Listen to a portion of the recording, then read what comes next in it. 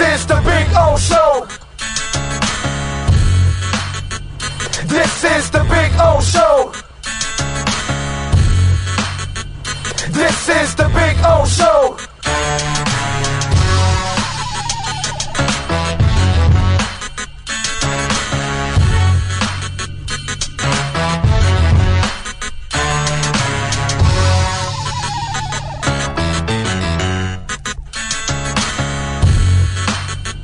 This is the Big O Show. This is the Big O Show.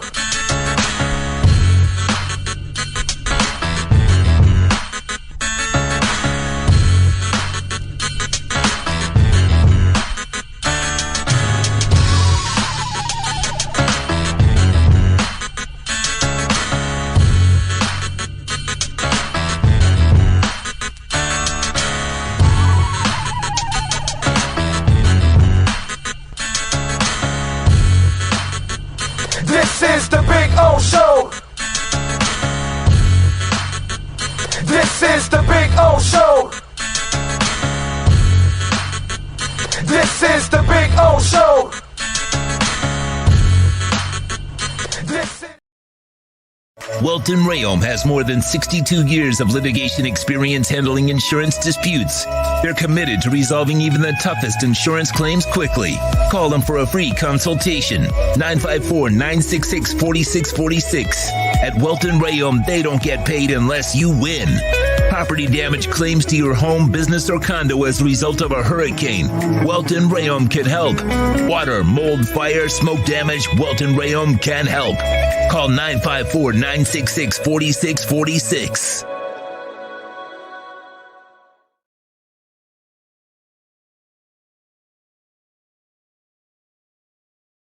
There's no need to drive around South Florida wasting valuable time looking for a new or certified pre-owned Acura. Go to the #1 volume sales dealership in the Southeast United States. Craig Zinn's Acura of Pembroke Pines. Purchase with pace and space in a dealership tailored to your needs. From home buying to providing that personal touch. Contact the 2020 Satisfaction Award winner Craig Zinn's Acura of Pembroke Pines. 888-776-5123. That's 888-776-5123. Or visit them at 15601 Pines Boulevard in Pembroke Pines.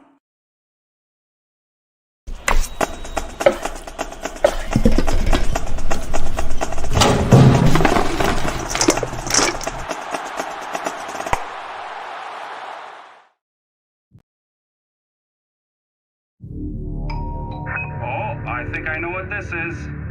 Houston, we have a package. Hello? No matter where you are, the Sloman Shield home security system guards your home. With next-gen perimeter protection, 24/7 monitoring, and interior motion sensing. And right now, get a free Sloman Shield security system and doorbell camera, all professionally installed, for free. Shield your world, the Sloman Shield. If you're a Miami sports fan, then there's only one store to go to, and that's Caneswear at Miami Fanwear in Davie. They're your one-stop shop for all your inner Miami CS, Canes, Dolphins, Panthers, and Marlins merchandise. They have hats, t-shirts, game day jerseys, and so much more. Located at 2511 South University Drive in Davie, and open 24/7 online at caneswear.com or innermiamiwear.com. Call them at 954-835-5597. Caneswear, the spot where inner Miami and all Miami sports fans shop. When you move, you need a reliable company led by passionate folks, eager to assist its customers during a transitional process that needs to be smooth. Call Essential Moving Experts at 844-368-5750 for all your local and long-distance moving needs. You can rely on Essential Moving Experts. Mention the Big O Show and get $150 off. Family owned and operated, they offer free 30-day storage, full-service moving, fully licensed, bonded, and insured.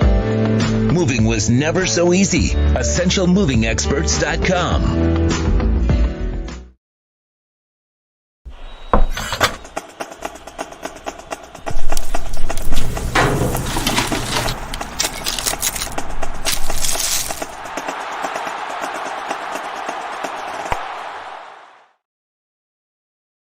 For over 16 years, EJDConstruction.com has provided South Florida residents quality craftsmanship, accurate project management, and exceptional service. That's why EJDConstruction.com is an A-rated member of Angie's List and the Better Business Bureau. When you're looking for the right custom home builder for additions or home remodeling, please call my friend Eric at 305-433-4843. That's 305-433-4843 for EJDConstruction.com.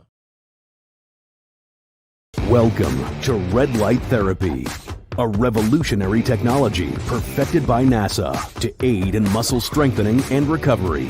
Red and infrared light has the capacity to penetrate deep into the cell's mitochondria, potentially leading to increased energy, faster recovery, and the optimal performance your body demands. Train, fight, recover.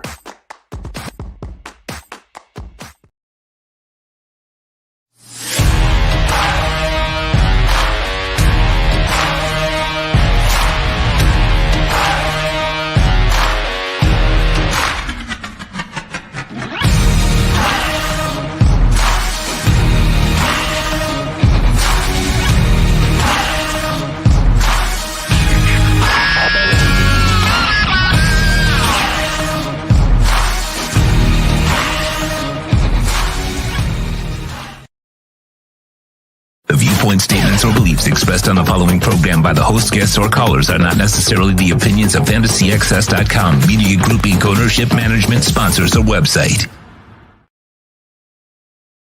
When it comes to South Florida sports teams, very few in the media have witnessed, lived, and covered it like the Big O.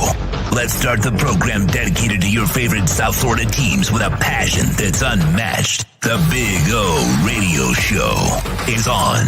Here's the Big O. I'd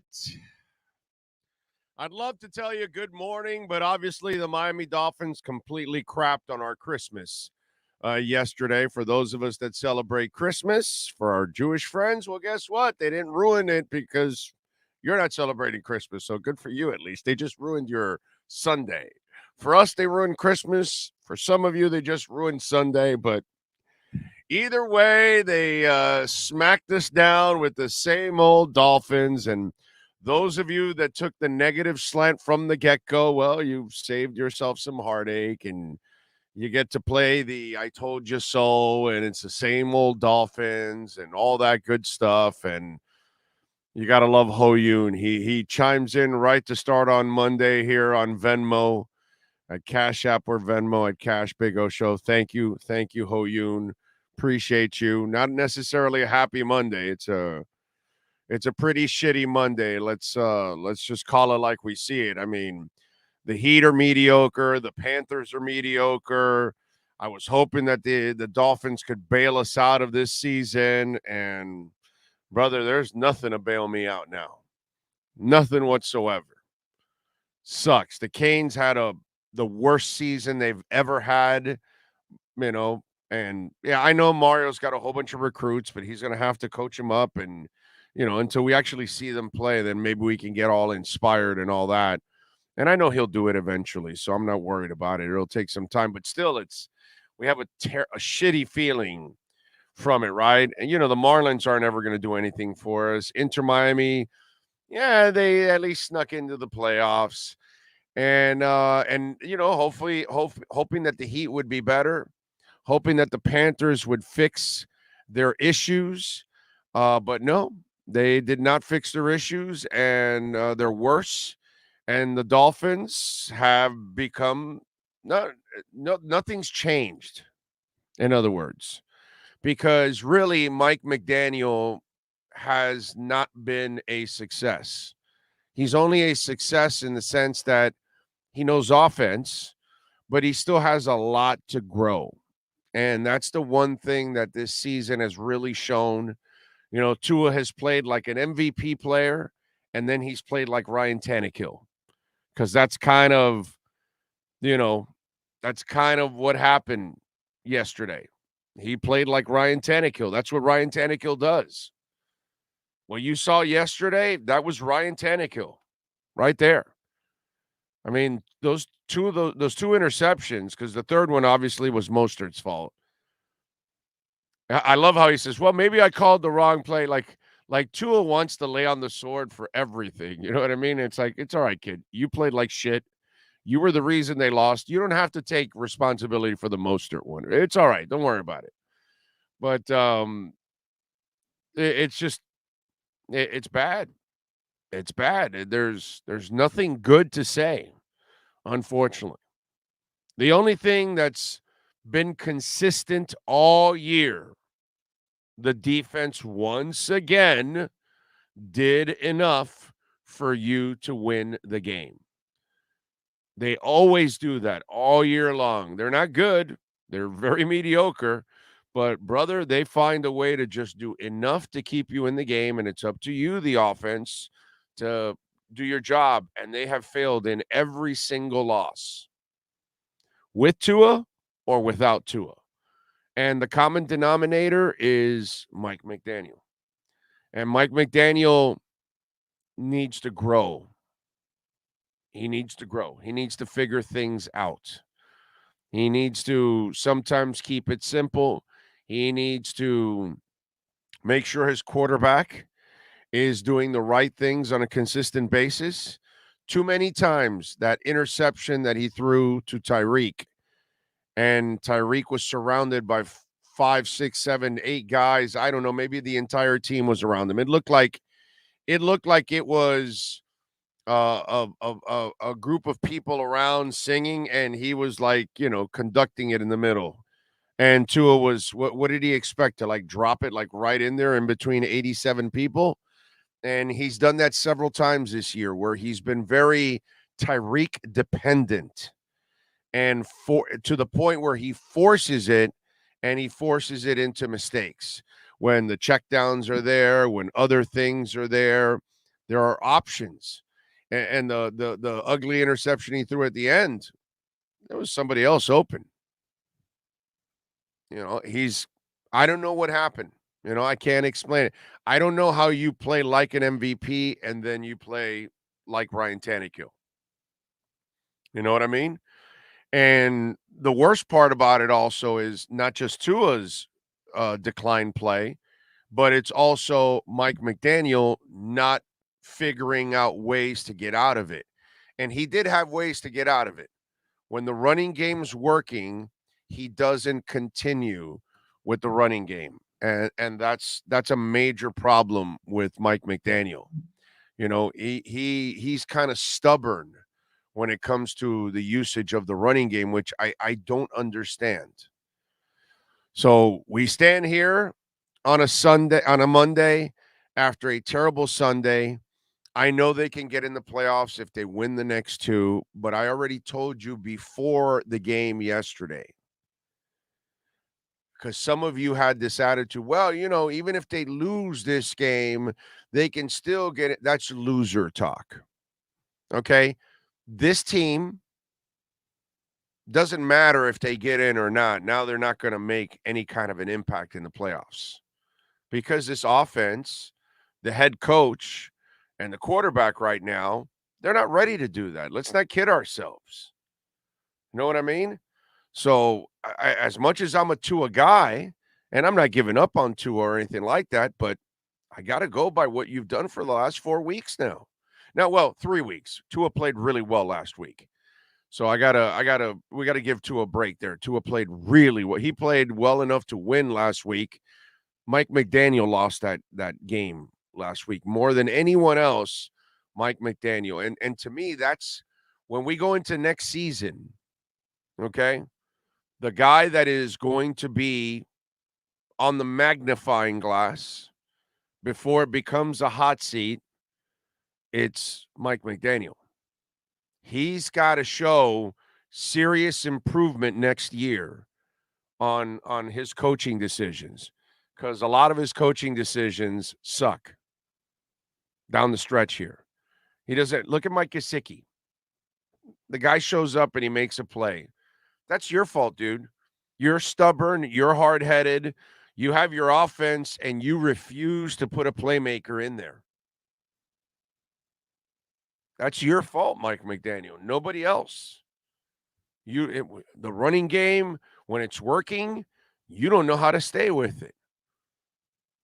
You are dominating with that running game, and then you go away from it immediately. The 3rd and 3, what did you do? You go pass and you fail.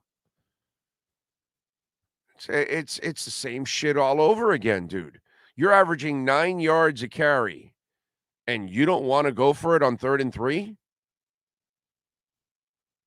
You get what you deserve. To me, Tua is a disappointment right now, right? But the one thing that I will tell you that has been a disappointment throughout, with or without Tua, has been Mike McDaniel. Very inconsistent. The problem is, some of you out there, you get kind of like what happened with Flo last year, right? The win streak on the back end, and you're blinded by that because you're so blinded by that you overlook all of the other deficiencies. And so you can't do that with Mike McDaniel. You can't go looking at all the exciting offense and all the points and then not look at all the mismanagement that goes around it also. And he's young. It's his first year as a coach. So we got to give him a break. We got to give him a chance to grow from all of this. But I told you guys from the get-go, he inherited a 9 or 10 win team. He's got to win 11 or 12 games. I told you that. I told you that from the get-go. If he is the offensive guy that he's supposed to be, and you're going to do better, then you've got to win more than 9 or 10 games, because that's what Flo did with no offense. And that defense under Boyer or under Flo was the same thing. They used to give up all kinds of yards. They'd bend all kinds of ways, but they wouldn't break, and they'd make a play or two. It's kind of what's gone on all year. They have bent, but they usually make a play or two, like even in the Buffalo game last week. They got you the late turnover. They do enough to get you by. That's what they've done for several years now. They're not a great defense. They never were a great defense. They are a opportunistic defense. But it's the offense that had to make the difference. And the offense has failed to make the difference in all of these key moments. They're all close games. San Fran, the Chargers, they're all close games. Green Bay, the Bills, they're all close games. And what fails? Mike McDaniel, Tua, and the offense. Well, I can't, Tua 3 out of 4 weeks, because Tua didn't fail in the Bills game. So Mike McDaniel has a lot to learn from. And I'm going to be very, very critical in watching his progress next year. Okay? Because if I don't see any progress, you're out of here. I'm off the bandwagon for Mike McDaniel. A lot of the shit that went on this year, he better grab that eraser and get rid of it off the board. Okay? We have no use for him whatsoever if he can't learn. If he can't learn to stick with the running game when you're supposed to, we have no use for this. None. If his people can't, there's somebody that is paid to watch all the plays, to make sure every reception is made, every run, that there's no fumble, that there's no, and they failed with that tight end. And he was at the podium, well, nobody told me. Well, that's your fault, dude. Whoever you paid up in the booth to watch all these plays, well, guess what? They failed because you didn't challenge it. That's on you, Mike McDaniel. Tua has a dependency of throwing to Tyreek Hill. And by the way, this is not the first time I talk about this. Those of you that follow the show, just in case if you just tuned in and this is your first time watching the show or listening to the show and you're downloading it, I've talked about this several times already throughout the weeks. He has this tendency of locking into Tyreek and throwing it to Tyreek no matter what. That's your fault, Mike McDaniel, because he's been doing it for several weeks. Why haven't you broken that habit? So next year is an incredibly critical year for Mike McDaniel. He needs to show me that he can grow from all of these mistakes. And by the way, they become, for a smart guy, they become stupid mistakes. Because once you look, you and I are going to make mistakes, right? But if you continue to do the same thing over and over again, well, then, there's a level of ignorance there. Yeah, that's what it is. And I saw your boss run himself right out of a Super Bowl. I just saw you do the same thing in a game last week against the Bills. You had a chance to extend plays, extend drives by running on 3rd and short, and you kept passing. And you kept failing every single time. And I swear to God, like I said last week, it felt like Tin Cup. And if you've never watched the movie Tin Cup, go watch the movie Tin Cup. If Mike McDaniel was a golfer, he would be Tin Cup.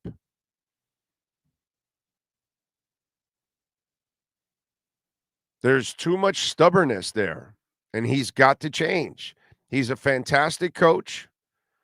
He's got a great mind for offense. He's got a terrific personality. But look, the shit has hit the fan. And this is his job to kind of fix it, and he can't right the ship.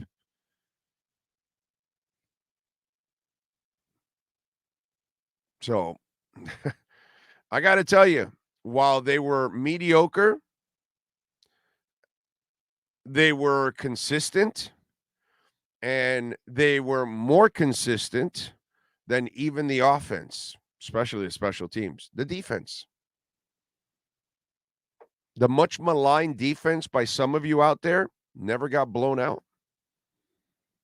Never got blown out the entire year.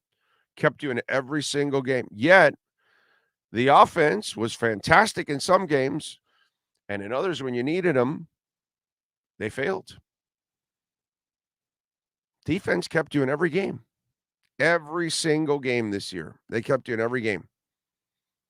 If you actually are objective and you sit back and watch and really take note at what's gone on, with all the points and all the pizzazz and all the Tyreek Hill explosive plays and Waddle explosive plays, the offense is the one that really doesn't do the job on a consistent basis. They flash.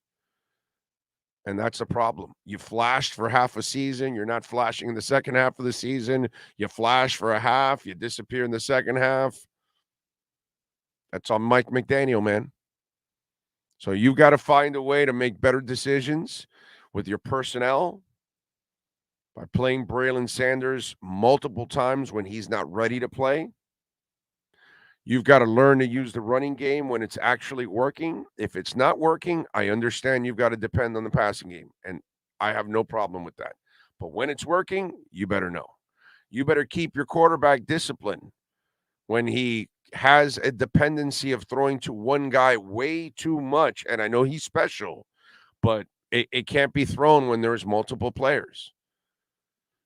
And Tua yesterday also, in one instance, hung on to the ball. And that's part of frustrations, not playing well, and you start to do stupid things and you start to reach, and these are the things that happen. You got a long losing streak going on, you're building up, and you start doing stupid things, and you fumble. And you got lucky that it got, recovered. And then you try that shovel pass. Another stupid play on your part because you're forcing the issue, because you're in desperation mode trying to win a game. And you're also trying to end a losing streak in the middle of a playoff run in December. So it's all mounting on you, and you're responding in the worst way possible.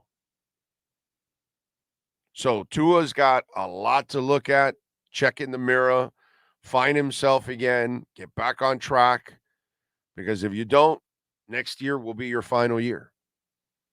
Because it will be the same thing as McDaniel. You will assess if you can adjust, If you can't get it right, then you have to then move on.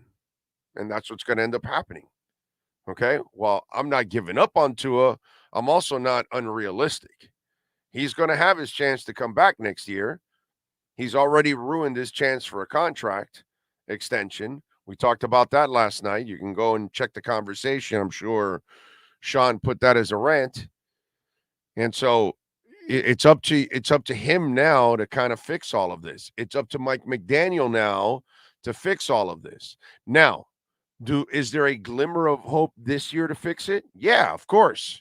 But it requires you winning the next 2 games and going into the playoffs and actually winning in the playoffs. Right now, I don't see a team that's going to win in the playoffs. Not the way they're playing.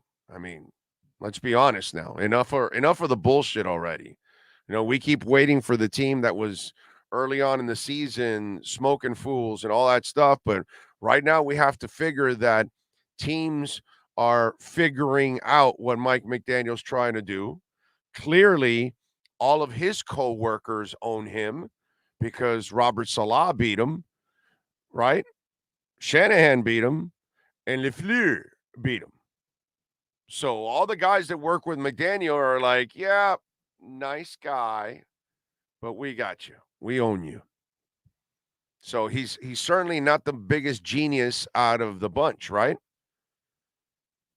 I mean, if we're going to call it like we're going to see it, right? The problem, don't get blinded by all the yards and all the points and all the touchdowns. Get focused by all the substance, okay?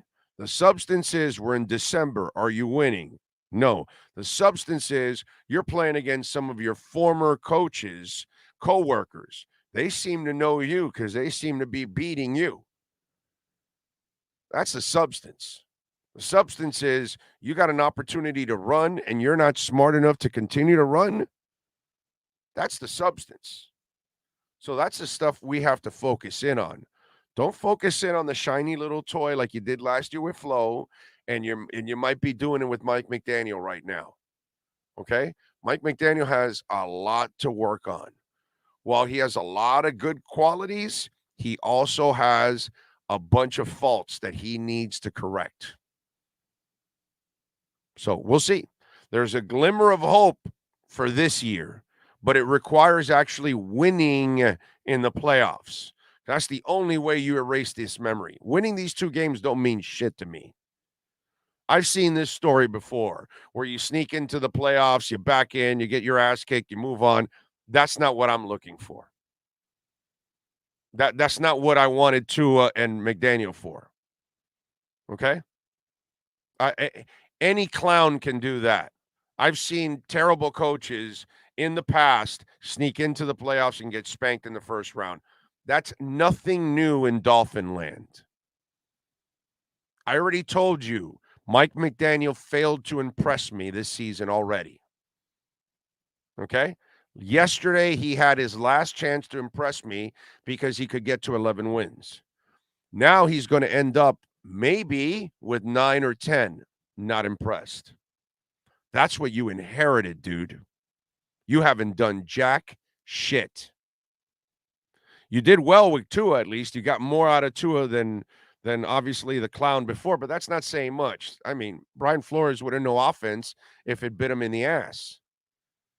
But Mike McDaniel, my brother, you got to do your job, and you're not doing your job. You had an A early on, and now you've got an F. So you're right around C. Typical Dolphins, middling. Not better than the worst teams, but not good enough to beat the upper echelon teams. That's been the Dolphins for 25 years. Rarely are they the real dregs of the NFL, right? And rarely are they ever the upper echelon of the NFL. They're always stuck in the middle, baby. They're always Steeler wheels. That's who they are. Stuck in the middle. We're back with Michael Madsen. We're back with the Reservoir Dogs. We're dancing. We got the blade. We got the radio cranking.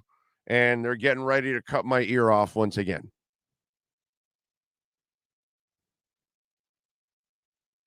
Yeah, that's what's going on.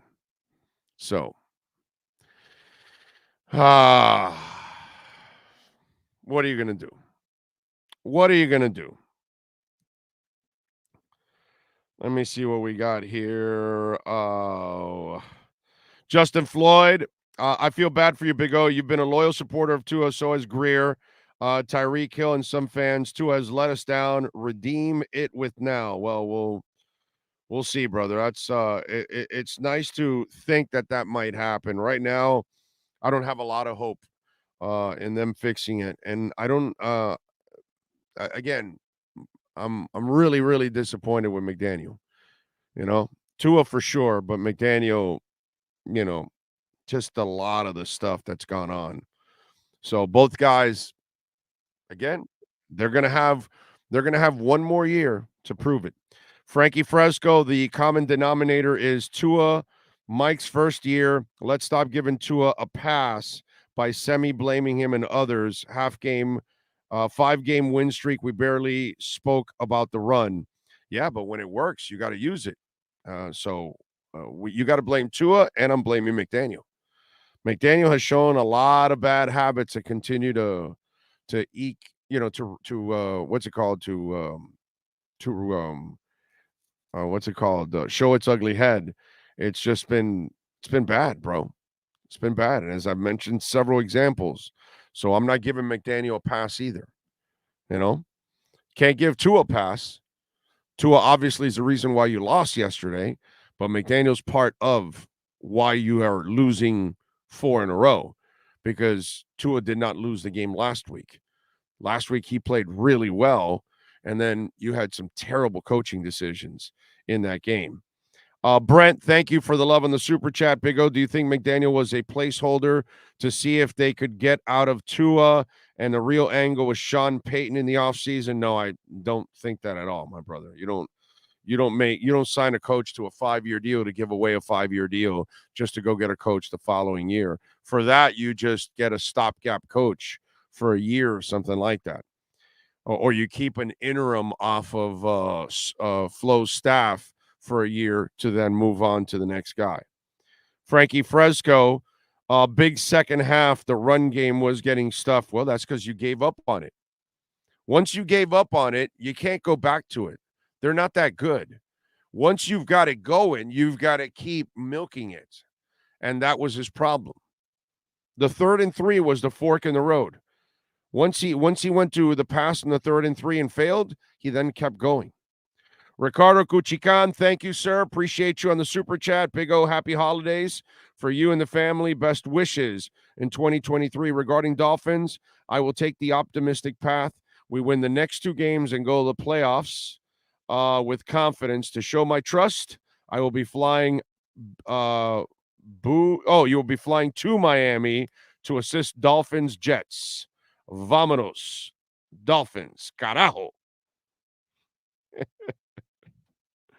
Thank you, my brother. Remember, you can also make a donation through Cash App or Venmo at Cash Big O Show. That is Cash Big O Show. Ho Yoon sends in for the crappy Monday. Thank you, sir, on Venmo. Steve M. Did I hear Tua right? Did he say he might have called the wrong player on an interception? What top tier do you remember? Steve M., my brother, are you stupid? I love you, brother, but don't be stupid. Don't be dumb. Don't be ignorant. Tua was trying to lay on the sword so he doesn't rip into Mostert. That's what he was trying. But Steve, come on. I know you hate Tua, and I know you wait in the bushes to throw rocks at him and all that kind of shit. Brother, be smart. Tua is trying to lay on the sword there. And watch the video. He walks over to Mostert. Mostert is like on me if you watch the play. But again, you're so hateful of Tua, and you're just so dying to jump on the kid that you really – and oh, by the way, Steve, are you also going to kill him for saying, well, we don't take this home to our family, we enjoy Christmas, and what do you want him to do, scream to the because I had a couple of idiots also on Twitter asked me, how is it that he's not mad? And this, of course he is, dude. But that's who he is. He's not going to tell you to take it home and go kick your dog and take it out on your family. He's a good dude. So he's not going to trash a teammate or anything. He's just going to say, oh, there was some miscommunication. He'll take the heat. Oh, maybe I called the wrong play. I'm not sure, whatever. He's not going to throw Mostert under the bus and say, well, I had the play. Mostert read it wrong. He was supposed to stop. Mostert even said after the game, Steve M., since, again, you're so full of hateful, you have all this hate for Tua that you're dying to take shots at him. Go listen to the soundbite. Mostert completely took blame for the play. The soundbite is there. That it was on him. I need to study the playbook. I'm paraphrasing or something. That's what Mostert said himself. That it wasn't on Tua, it was on him. My brother, you got to have all the facts. In fact, instead of having all the facts, just watch the show. Just follow my Twitter feed. I put the video up immediately as it happened, and I explained to people, and I showed Tua walking, looking at Mostert's direction like, yo, what the F? Come on, man. Let's do things the right way. When they deserve blame, let's blame them. But if they don't deserve blame, let's use our intelligence on what's going on. And Tua was trying to lay on the sword at that moment, just like when he says, well, we don't take this home to our families. We enjoy Christmas. And then when we come back, we reset and all that. That's just his wholesome way of looking at things. He's going to be a sourpuss when he gets home. I keep telling you people all of this. I told you before anybody else, he pays attention to all of the stuff that people are saying and writing and all that. All those people that thought he never did, I'm the one that told you that he does. And now everybody knows that he does, except for Steve M., of course. We love you, Steve M., but yeah, you're wrong. And Ho Yoon, you sent in 2 today on Venmo. Thank you, my brother. I appreciate you immensely. Thank you, sir. What else do we have here? Whoa, Frankie Fresco sends in a little Bitcoin this morning. Thank you, Frankie. Appreciate you, my brother. Love it. And Rick D. Man also sends in a little love on Cash App. Thank you, Rick. I appreciate you. Remember, you can make a donation through Cash App or Venmo at Cash Big O Show. Thank you very much. Appreciate you guys out there as always. All right. Let's get ready to talk a little more. Let's talk about more disappointing shit like the Miami Heat. Let's get to Ira Winderman and our Acura Pembroke Pines Miami Heat and NBA report. Heat fans, time for the best insight of your favorite team with insider Ira Winderman, exclusively on the Big O Radio Show. It's the Acura of Pembroke Pines Miami Heat and NBA report. Here's Ira Winderman. All right. There he is. Good morning, Ira. How are you doing, sir? I'm like everyone else. I'm just caught in the rut of mediocrity of the Dolphins, of the Heat, of the Panthers, of seemingly everyone. It's, you know what, the toughest place sometimes is to be stuck in the middle. And that's sort of where every team is in town right now. They could be good. They could be really good. And you are waiting and waiting. The good thing with the Heat and Panthers, more than half the season left. The thing with the Dolphins, maybe just 2 games left. But being stuck in the middle is such a, and I heard you before I came on now with the but the Heat has been outside of the middle mostly. Yes. It's the Dolphins have always been in the middle for a quarter century now. That's kind of who they going are. Back to Sperano and every other year. Yeah, everybody. And it's just what stuck in the middle does is it teases you that you could be better. And we have been teased all season by the Dolphins, and we have been teased with a possible home playoff game. And instead, now you're desperately look who you're trying to hold off. You're trying to hold off the stinking Jets and the Patriots, who are terrible. That's where you are right now. And let's face it, there's some seeds, like I'm looking at the NFC, but in the AFC, if you don't avoid 7, you are getting the Bills or the Chiefs in cold weather in the first round, and you're toast, and you're done. If you get to 6. Listen, in the NFL is so mediocre that usually, let's be honest now, the teams that are 6 and 7 usually don't really deserve to be in the playoffs. Oh, and that's It's true just of that that's true of any league, yeah. And true. again, they wouldn't have been this spot because they expanded the playoffs, so you're sort of Right, thankful exactly. because football, which had always had the pride, we're not going to be like the NBA and the NHL, and we're not going to put half our team in the playoffs until they realize, there's good money to be made there. Everyone loves a football game, so that's what you get. But the thing is, when the Dolphins were teasing with being a 6 or a 5 seed, and you could see, oh, well, wait a minute, you go to Baltimore, you go to Cincinnati, they'd have a puncher's chance. It was just a different sense. Same thing with the Heat. If the Heat are going to wind up in 7 or 8 and play the Bucks and the Celtics in the first round, I'll talk to you for a week on our accurate Pembroke Pines reports about playoffs, and they'll be toast. But if you can get to 4 or 5, you're going to give yourself a chance of a competitive series. That's what they have to hope. That's what the Dolphins missed out on. All right, so we've got Cat is out for tonight. Bam and Butler are questionable. What's your gut tell you?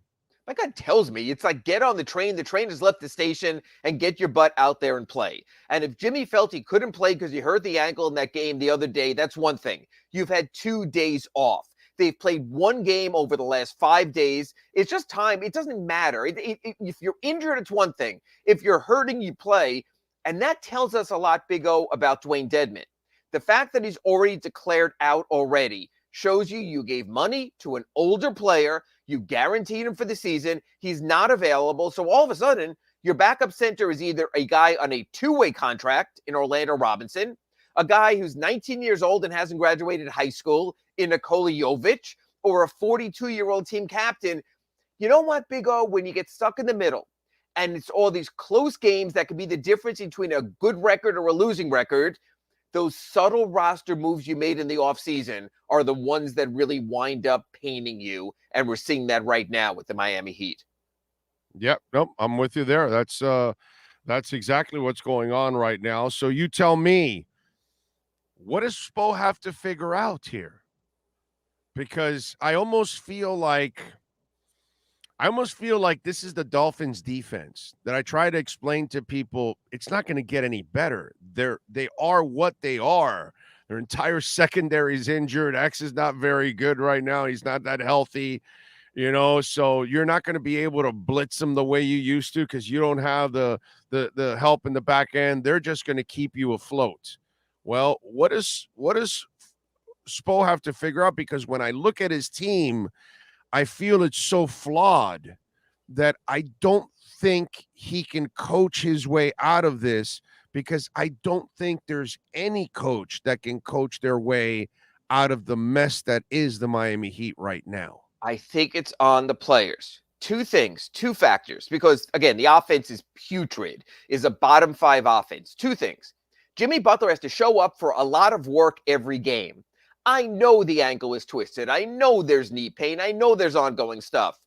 But when the Godfather gave you a contract and said, I'm going to give you $40 million a year through to your 36th birthday, that I don't care what it takes. Big O, you and me are like in the start of the day, like the ascent of man. We wake up and everything hurts. And you go to work anyway, like all your listeners, like all your viewers do. This is what we do. Jimmy Butler has to do that. I don't care. I know this sounds almost mean. I don't care if you're in pain. If you're injured, it's one thing. Bring the x-ray, bring the MRI, or else get your butt on the court and don't miss 12 of the last 25 games, number 1. Number 2, so you get more offense from Jimmy by availability.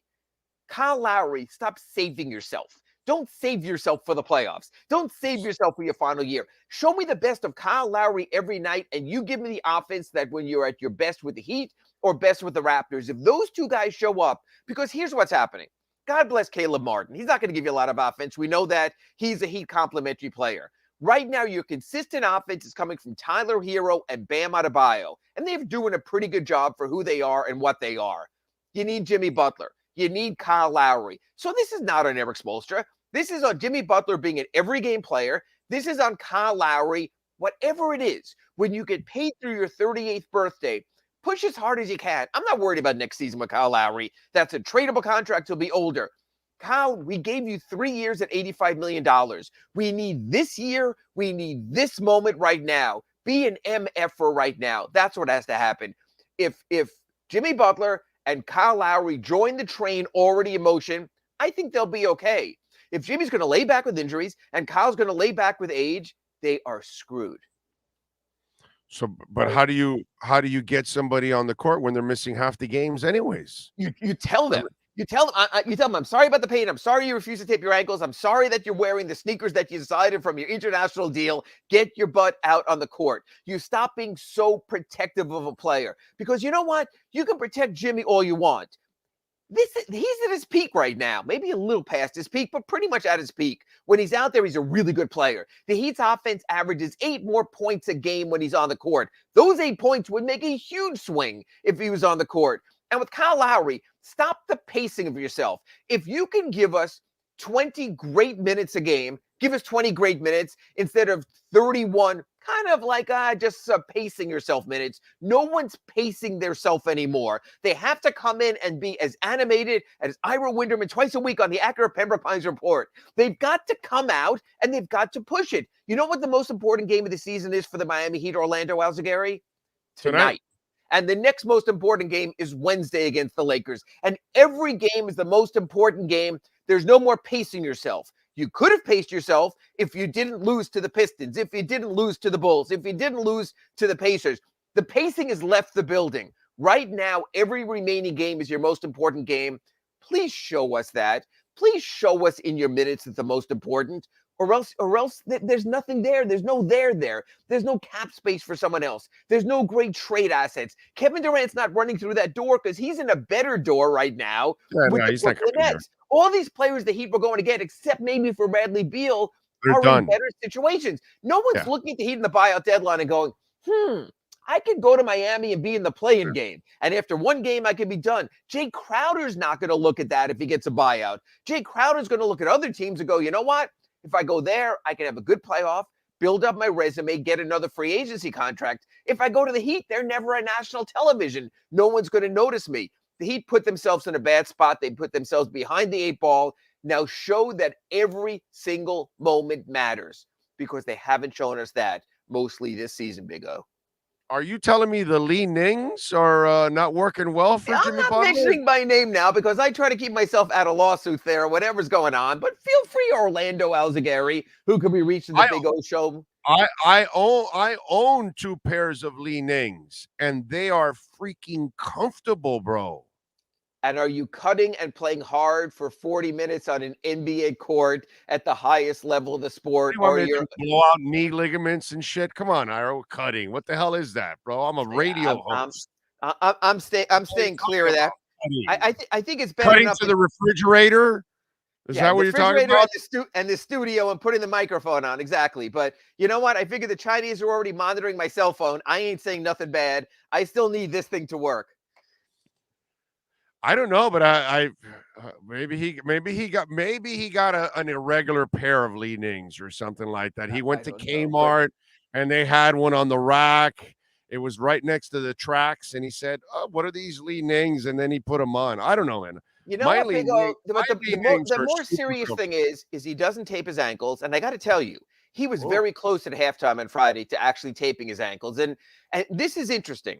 In certain players' contracts, it says contractually you will tape your ankles. Now, I've seen players who do that, and then they snip them a little so they get a little more movement of range. Jimmy does not have that in his contract. He's stubborn. You know these old school guys, the guys who play football without a cup and things.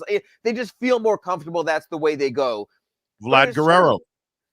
Remember? Exactly. Vlad didn't have any. He didn't wear any gloves. It was all hands on the bat. It was all man, even in the weather. He would put it out there, or the guys who don't wear protection in baseball. But you know what? The Heat needs Jimmy Butler to be an every game player, and they made a financial commitment to Jimmy Butler to be an every game player. I had spoken to you last week in our Acura Pembroke Pines report. I spoke to Kurt Heelan on our RedRecover.com Inside the Paint show about, hey, you have this back-to-back coming up at Denver, at Utah on Friday and Saturday. Maybe you sit a player. No more of that. Everyone plays every single games until you win a lot of games and get a decent playoff seed, I think.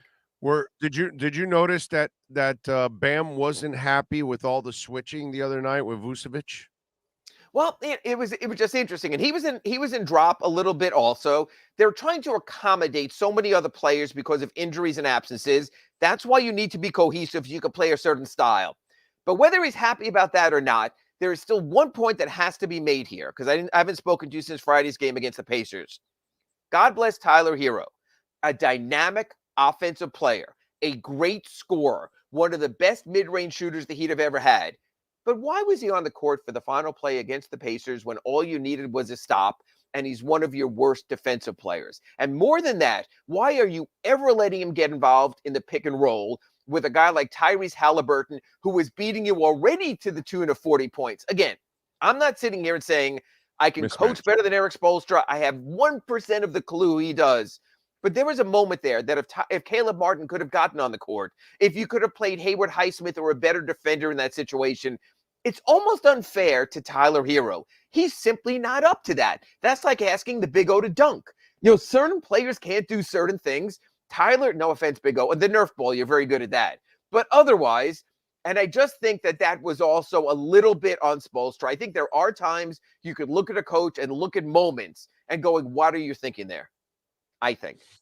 I'm with you. It's just, it's kind of, you could tell his frustrations, we're there with all the switching and let's just stay man on man. But then again, you got certain players who can't. That's why I tell you that I look at that roster and it's just, it's got flaws all over the place. And you know what also, Big O, it is, and I had a reader and Ira ask me this, I'm going to answer. You can have wonderful complementary players and wonderful undrafted stories. That's great. You don't win with those. They complement. You have to have enough to complement to be out on the court. So God bless Haywood Highsmith and what he's doing now. I don't mean this in a bad way, but he's Haywood Highsmith. Even you should have known with Duncan Robinson and his inability to defend anyone. He's unplayable right now.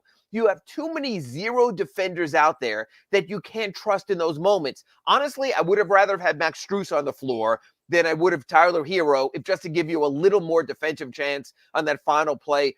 The Heat keep talking up their stories, and I think they're doing a great job with undrafted players. As long as those undrafted players are your 8th, 9th, and 10th man, I have no issue. But when you're playing them in the rotation, when you're counting on the Gabe Vincents, when you're counting on the Caleb Martins, on the Max Struses, on the Haywood Highsmiths, that's maybe when you're counting on a little too much. That's what frustrates guys like LeBron James. And I think, like you mentioned, I think that's what frustrates guys like Bam Adebayo as well. Is there anything here where the Heat are stuck in this thing where they're trying to also kind of make Tyler happy by, you're also a starter, but you're also going to be a starter on defense too, where we're going to put you in key moments? And are they trying to teach him a lesson of, well, see, this is why we're going to have to pull you out, because, if you have enough examples for him, like, hey, we can count on you on offense, but we can't count on you in defense. Is there any part that they're worried about if they don't put him in those key moments? He might also be bent out of shape a little bit because he's trying to better himself as a player. And how does he do it? By playing in those kind of moments and trying to become a better player. Is there any kind of touchiness there with that situation? I don't think so. I think Tyler wants his points. And on a defensive possession, Tyler knows he's not getting a bucket, so it doesn't matter. Now, some people have said to me, he left Tyler in the game with 14 seconds to go out of timeouts. So if Indiana didn't score, he can go back and score the other way. I'm like, no, worry about one thing at a time there. I think all those kind of guys, the Jamal Crawford kind of guys, all those guys, they understand. They're not defenders. They can't. They're bucket getters. They get subbed out at the end of games. I think Tyler understands that he's a negative defender. Okay. He'll try as hard as he can. Another guy like that way back, Heat championship first one, Jason Williams. He tried on defense. He was too skinny, too frail. He couldn't get over or through screens. He wasn't good enough. You sub him out at the end of games. Antoine Walker. Guys like that get it, that they're bucket getters. Tyler Hero will never be, I don't want to sound too cruel here. I don't think he'll ever be an average defender. He'll never be John Sundvold on defense, is what you're saying. I got you. I'm saying he's never going to be an average defender, probably either, just because of his arm size, his wingspan, and who he is. But he makes up for that by what he gives you on offense and what's desperately needed for this team on offense also. But you've got to be cognizant. You've got to offense-defense sub whenever you can. You've got to save your timeouts. You've got to make the most of free throw situations. They didn't in that. The Heat can't afford these little marginal errors. There's not a lot of room for error left. Haywood Highsmith, perfect character name, yes or no for the White Shadow? Yeah, I mean, again, and I just love guys you can reverse their name, and he could also be Highsmith Haywood, like my wife always calls him. So I'm fine with that. But yes, very good name. And the irony is they call him H. That's his nickname. And I even asked him, like, were you called H before? He says, no, everyone has a nickname here, so he's just H. So for as much alliteration as there is there, he goes by H with the Heat. But yeah, one of the best names in Heat history. One day we'll go over our all Heat name team, but he certainly would be right up there with Hansi Gennad and some of the other guys. Yeah, I agree with that. Jim Rowinski. Jim Rowinski, nothing but arm muscles and phenomenal basketball ability, but he was That's there it. also. Yeah. Craig Neal. Let's go with Noodles. Noodles. Yes. By the way, Haywood Highsmith, we can call him Ladder. Explain. You put two H's on top of each other. Or dual goalposts. I got it. Okay, there you go. What do you got going on in the Sun Sentinel? So Gabe Vincent was ready to play on Friday. Eric Spoelstra said, I got too many moving parts. Give me a weekend. Let me figure it out. Gabe's coming back. They do need a backup point guard.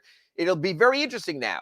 Do you go with Victor Oladipo and hoping he can be more, or do you go with Gabe Vincent because you know he'll give you some defense? Keep an eye out tonight in the Minnesota game. It'll be very interesting to see whether Gabe Vincent can make the shot. Here's the thing. Victor Oladipo's not a three-point shooter, hasn't been through his career. Gabe Vincent came in as a three-point shooter, is shooting 29% on threes now. It's almost like you need like a dance-off, a shoot-off before the game to see who's the hot hand. I think you played the hot hand in that situation. Gabe was very candid. He said, look, I don't want to miss a game, come back, miss a game, so I took 8 games off. I got it right. I don't want to wear the knee brace. Now we'll see what they have. Whether the Heat's depth we spoke about in training camp is real or whether it's illusory, that starts tonight. So keep an eye out for Gabe Vincent finally coming back after almost a month off. Gabe Vincent shooting like Tua was throwing in the first half, like a Pro Bowler, and now he's shooting like Tua's passing like Ryan Tannehill. I mean, Tua's fourth quarter passing, exactly. So you can't have a 29% three-point shooter out there when he's a three-point shooting specialist. The team's three-point shooting has really been abysmal. Max Strus has struggled. Duncan Robinson doesn't play. They've got to work on that also. Totally agree. 7:30 tonight. Let's see if they can get back to 500. Follow him on Twitter at Ira Heatbeat, and of course, follow him and subscribe on the South Florida Sun Sentinel. Ira, thank you. We will catch up on Wednesday with RedRecover.com, Inside the Paint with Kurt Heelan. Right back here, Acura Pembroke Pines Report on Friday. Thanks, Big O. And hey, let's get to 500. Yay. Thanks, Big O. Yeah, you got it. Appreciate it. Let's stay middling. Let's get to 500. That's Ira Winderman. Don't forget Red Recover, baby. If you're living with pain right now, we got a couple days left, 30% off. All the wraps. You got shoulder pain, you got elbow pain, you got knee pain, you got neck pain, your feet are sore from standing all day, you're trying to grow your hair. Man, there are so many different and positive ways from red light therapy. It's all natural. There are no side effects. The kids can use them. Your dogs can use them. We've got wraps for the big dogs, for the small dogs. We use them in our house for our dogs to make sure as they age that their hips, are healthy and they can relieve any kind of pain or discomfort that your dogs may be dealing with. I'm telling you, a couple of treatments and you're going to feel the difference. It's also great for your workouts, to optimize your workouts and the soreness. So if you're going to go play pickleball, or you're walking, or you're running, or you're doing weights, you're playing tennis, or whatever it is, and you normally have some soreness, maybe an old injury, a surgery, you can use it before and after your workouts, and it's going to make a world of difference. Go to redrecover.com, check out the pads. They're incredibly affordable, and now they are practically a steal with 30% off, folks. Check out the video blogs, check out the regular blogs, and of course, go to redrecover.com. You've been listening to the Acura of Pembroke Pines Miami Heat and NBA Report with Ira Winderman. When you're looking for award-winning service and great deals from the #1 volume Acura sales dealership in the Southeast United States, you go to Craig's Inn Acura of Pembroke Pines at 15601 Pines Boulevard in Pembroke Pines. By the way, since we were talking about Acura also, we do have the final days, the season of performance going on right now. And they've got hundreds of vehicles to choose from. The 2023 Acura Integra Right now, $369 per month. They got a bunch of deals. So get on down to 15601 Pines Boulevard, just off of I-75 in Pines. The 2022 Acura TLX with the technology package, it's only $449 per month. So check it out. 12 years in a row, the number one volume sales dealership in the Southeast United States. It is Craig Zinn's Acura of Pembroke Pines. All right. What else do we have here going on? Oh, Reggie D, Jerome Baker, Duke Riley, Landon Roberts are middle linebackers. Please just let that sink in. Yeah. But you guys are expecting the defense to be amazing. You can't have it both ways. You can't pick on the players and then tell me that the defense is supposed to be awesome. And then I keep telling you that considering what Josh Boyer has to work with right now, he's getting the max out of those guys. And his defense keeps that damn team in the game all the time, every damn week. The offense is the one that fails everything. Luigi says Greer misfired on almost all offensive linemen that he drafted so bad that he had to then spend big money on free agents to cover it. Many mistakes. The team is now a big mess. Luigi, I guess you seem to forget that he got on street free agent. He got Brandon Shell, and Robert Jones has done a good job at left guard to make up for that. And Robert Hunt has worked out. So, yeah, the other lineman, of course, but he's hit on a whole bunch of other picks on defense and on offense. But I get it. You want to, just pick on one area. Yeah, I get it. They missed on a couple linemen. Definitely Austin Jackson and Solomon Kinley. Eichenberg, they feel like he's going to turn the corner. We shall see once they play him again. But if they hit on Eichenberg, it doesn't end up being that bad if you hit on two of the, 4 or 5 of them. It doesn't end up being that bad because you end up finding Brandon Shell at right tackle and you find Robert Jones at left guard to help you out. And if you look, they've been running the ball. So I get what you're saying, but really you're not being fair. So, but that's all right, bro. That's how the game is played for some of you. You pick and choose. Kind of like you see people talking about how the linebackers are and not great linebackers, yet you want the defense to be like dominant or something. And how are you going to do that when you don't have any dominant linebackers? Whatever, man. Leon Fresco, more Finn's pet peeves. One, every time AVG is in, he makes a play, never plays. Every team has easy dump offs. We have 99 degrees of difficulty passes. Yeah. Well, I mean, it's also up to the offensive coordinator or the head coach in this case to, work that in there more often. And when certain things are working, you've got to milk them too. The AVG one, that one's an interesting one. Okay. But it's just one of those things. I don't know why you don't play him more. That one, although he does have, he does play some, and it's not like he's making a play every time, and I'm an Andrew Van Ginkel guy. But that would be a legitimate gripe on Boyer there of getting Van Ginkel in a little bit more. That one I would agree with. That one I like. That one's a legitimate gripe against Boyer overall. If you want to, the whole thing about him, his defense is terrible and it's costing them games. That I know the defense is mediocre. But look at the talent and look at all the injuries. So I kind of expect it. You know what I mean? And certain players are underperforming, and I can't blame Boyer for that. It's up to the players to freaking step up and do their jobs, But that one, that's a legitimate gripe with Andrew Van Ginkel. I don't have a problem with that one. So, my opinion, Herbert has much bigger upside than Tua. Do you still think our quarterback is better than Herbert with his weapons? I still think he's a terrific passer. He just made terrible decisions, and he's got to fix it overall. Right now, nothing I say anybody's going to agree with anyways or believe or whatever. So at this point, Tua's, dog shit to a lot of you guys. So this is how the game is played. He's playing well, then people start believing and they get on the bandwagon. He has a couple bad games, they get off the bandwagon, and he's done. And to me, you can't play the way he played and then go to this extreme. And then all of a sudden that's it. You forgot how to play. No, I believe that he can still be the guy that we saw.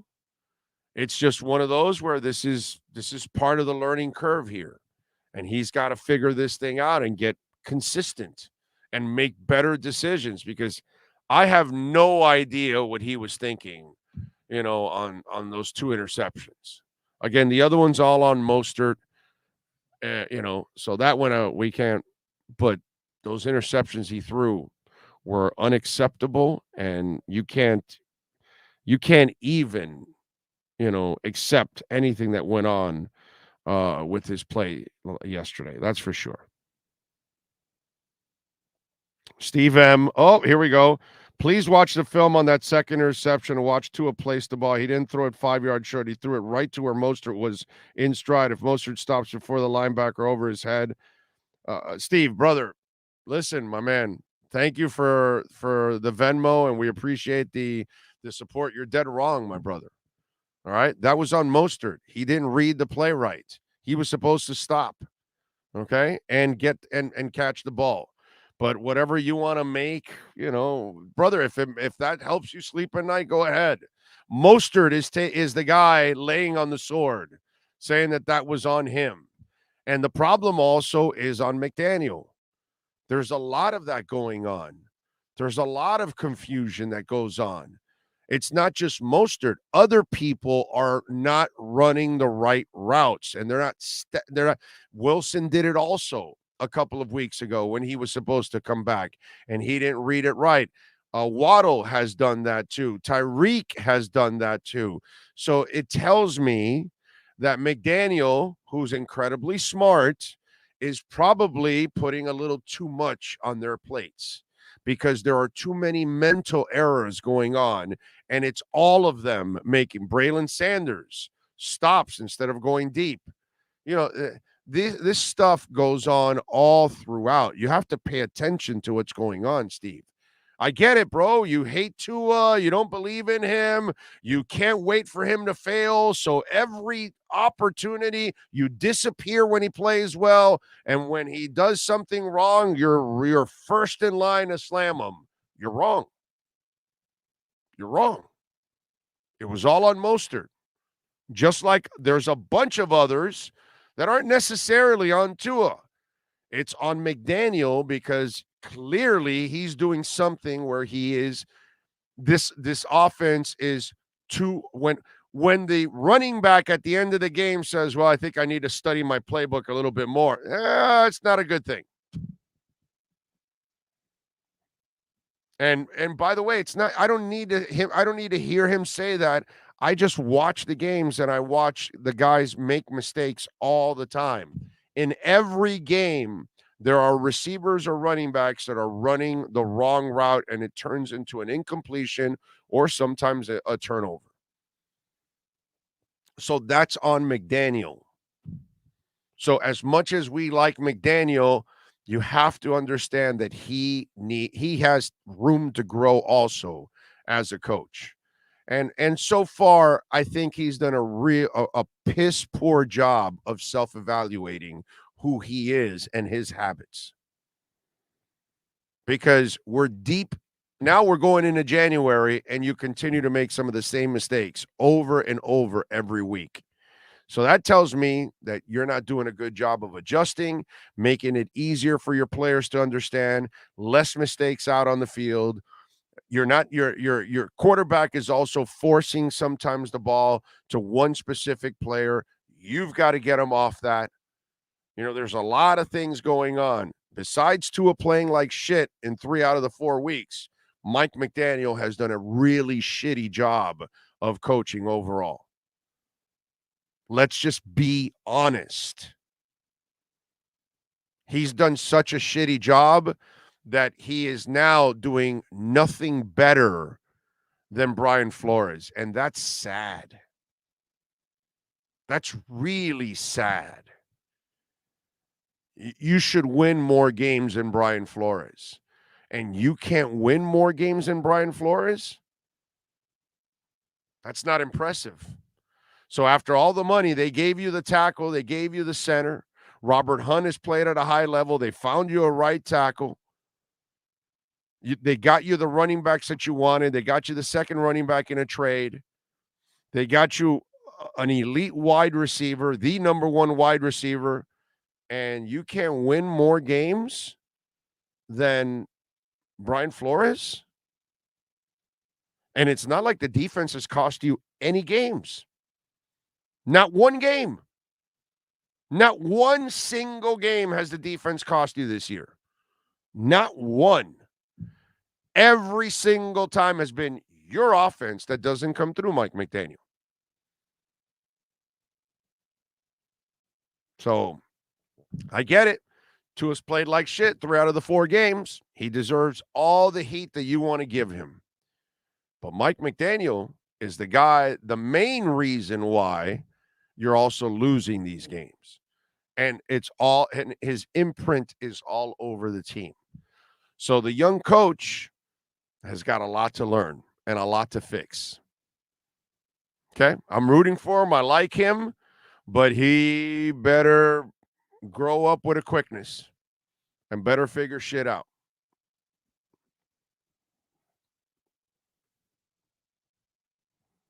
Rafael Sanchez, thank you for the love on Venmo.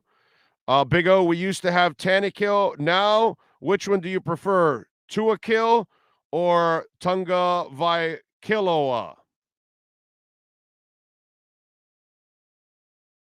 Yeah, I'm not ready to go there yet. Let's see what happens in the next 2 weeks. If he chokes out in these 2 games, then we can start doing that. But I'm going to wait for these 2 weeks to see if he can actually get in the playoffs, and then we'll see what he can actually do in the playoffs before we do any of that. Again, I'm more disappointed in Mike McDaniel than anybody else because he's been even when Tua played last week, McDaniel pissed away the game. So that's been the constant in all of this is McDaniel more than even Tua, because you can't pick on Tua for last week. You have to pick on Tua for 3 of the 4 weeks. But on McDaniel, all 4 weeks. So maybe I could start coming up with the nicknames for McDaniel. Not Tua. I'll wait for these last 2 games. Like I said, Tua's going to put himself in a position for next year that he does not want to be a part of, dude. If that's what you think you want to do, that is not going to be a good idea on his part. But it is what it is. Dougie Fresh says, McDaniel is reminding me of the famous actor who thinks he can now start a rock band. No self-reflection to improve. Coach, put down the double neck guitar. Stop playing Eruption. Just coach. There you go. Richard says, Brian Flores did not believe in our quarterback. So they sent him packing. We got a guy that comes in here that believes in him, and we still lose. What's the common denominator? The quarterback. No, not really, because the quarterback has played well overall. He's got good stats. Still has great stats for the year. He hasn't played well down this stretch, but he's played a lot better than anything that Flo could do. But I just told you, if he would stick with the running game, you would help your quarterback. You would help your defense. You would help your offense overall. Last week, on all those 3rd and shorts, he would have kept drives alive. He would have converted some of those. They might have turned into points. You never know. To me, the common denominator in every season's different. But in this season, it's more Mike McDaniel than anything else. So that's kind of the way I look at it, because last week Tua did everything to win and McDaniel did everything you needed to lose. He's the one that went for the 2-point conversion. It wasn't Tua that dropped the 2 touchdowns. Sherfield and Hill dropped the touchdowns. You should have had 1 touchdown there. That's 4 more points. And the 5 with the extra point. That makes a world of difference right there. And if you run on all the third downs, there you go. McDaniel here, you didn't review the tight end catch. So you and your staff failed. You were kicking their ass, running the ball at 9 yards a carry. Here comes 3rd and 3. What do? You pass the ball and fail. But wait a minute, you're running. And that was the fork in the road. They stopped running. At that point, they started running less, which then started to create their problems. It's really easy and lazy to say it's all on Tua. And Tua deserves all the heat you want to give him. But I blame McDaniel more than anybody else. McDaniel's the one that put Braylon Sanders in that position last week against Buffalo. That's another 7 points if you have a real receiver that keeps running down the middle of the field and Tua throws a touchdown there. It's another one. You know what I mean? So we're going to look at it differently here. I'm going to blame McDaniel more than Tua. McDaniel for me is target number 1. Tua's target number 2 in all of this, because McDaniel's decisions affect Tua, affect his defense, affect his team, and he continues to make bad decisions over and over again. And again, I'll go back, and it reminds me of Kyle Shanahan. You got a 25-point lead. You got the greatest quarterback to ever play the game on the other side of the field. You keep passing the ball, stopping the clock, turning it over instead of running the ball and running the clock and keeping the best quarterback in the history of the game off the field. You keep handing him the ball, he keeps scoring. You keep passing, he keeps scoring. Same thing, last week. You're playing against Josh Allen. You don't have a great defense. You're actually running the ball. You're dominating Buffalo on the ground. Why are you going away from it? So I'm sorry, but it's McDaniel needs to grow up some here. He needs to figure some stuff out. Okay? Not giving up on McDaniel, not giving up on Tua, but I'm not going to sit here and dance and around it and not blame the people that deserve the blame.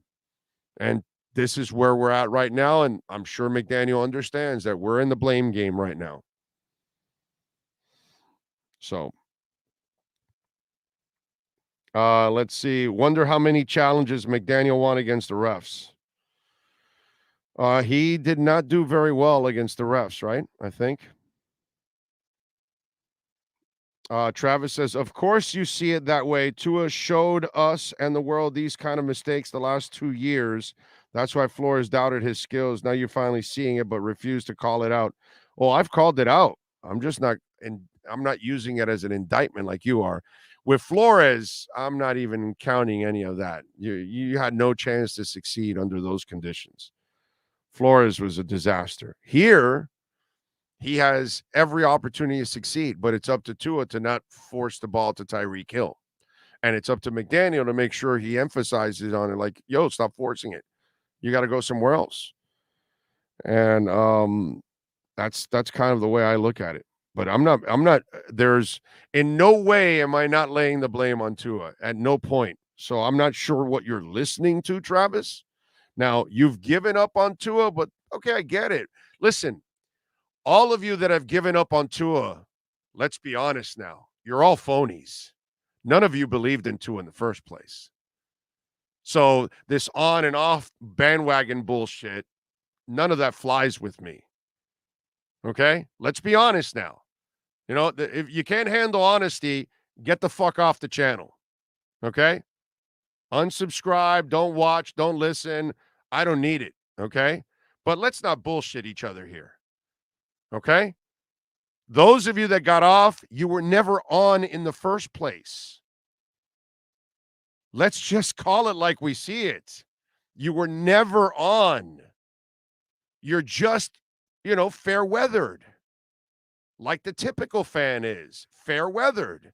You get on, you get off, all that stuff. You change with the winds. It's not that you have any real loyalty. You just change with the winds. That's all it is. And nobody's tracking. I always tell you guys this.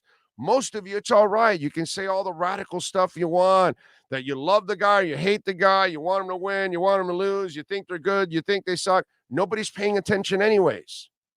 So it doesn't matter what you say, because nobody really is going to remember it. But those of you that you're like, oh, I'm off now, you were never on. You were never on. Because this is not the time to give up on the kid. This is not the time to give up on Mike McDaniel. But I get it. 25 years of being beaten down by Sperano and Cam Cameron and Adam Gase and Brian Flores and all these guys. It takes a toll. Wannstedt, it takes a toll on you, and I understand. And that's what we got here. We got 25 years of anger built up. You guys and ladies out there are all volcanoes, so you're ready to explode one way or the other. But please don't tell me, oh, I'm off the bandwagon now. I don't believe in Tua now anymore. You never believed in Tua. You just got on because it looked like, okay, it looks like the train is going in the right direction. Let me get on now because, it won't look good for me if I'm not on it. At least the haters and the disbelievers, the ones that were left over, at least you're true to yourself. But most of you that are getting off the bandwagon, you didn't believe in him in the first place. Come on, man. Because this is what's going to get you off the bandwagon. Come on, man. I don't think there's enough yet to give up on the kid, but that's fine. I get how this whole game is played. I've been doing this for 33 years now. I've seen it all already. You know what I'm saying? But please don't tell me, oh, I'm off now. Give me a break. You weren't really committed. You weren't really on in the first place. So, Big O, are you giving Tua did you listen yesterday to the show? Go listen and you'll hear that one. We'll talk about that. Agree. I'm still a Tua believer. Defense was fine. Mostert fumble was a killer. Yep, another killer. But untimely, this loss is on Tua choked. He choked. There's no other way around it. Those two interceptions were catastrophically stupid on Tua's part. The shovel pass, stupid. Hanging onto the football and then fumbling on that sack, stupid. He took a stupid pill yesterday and made a lot of dumbass mistakes. No way around it, and I'm not BSing anybody about it. As much as I root and support for Tua, and I still do, I always will tell you if he plays like shit. If it's his fault, I'll tell you. But I'm also going to point out the other people that are, wrong here.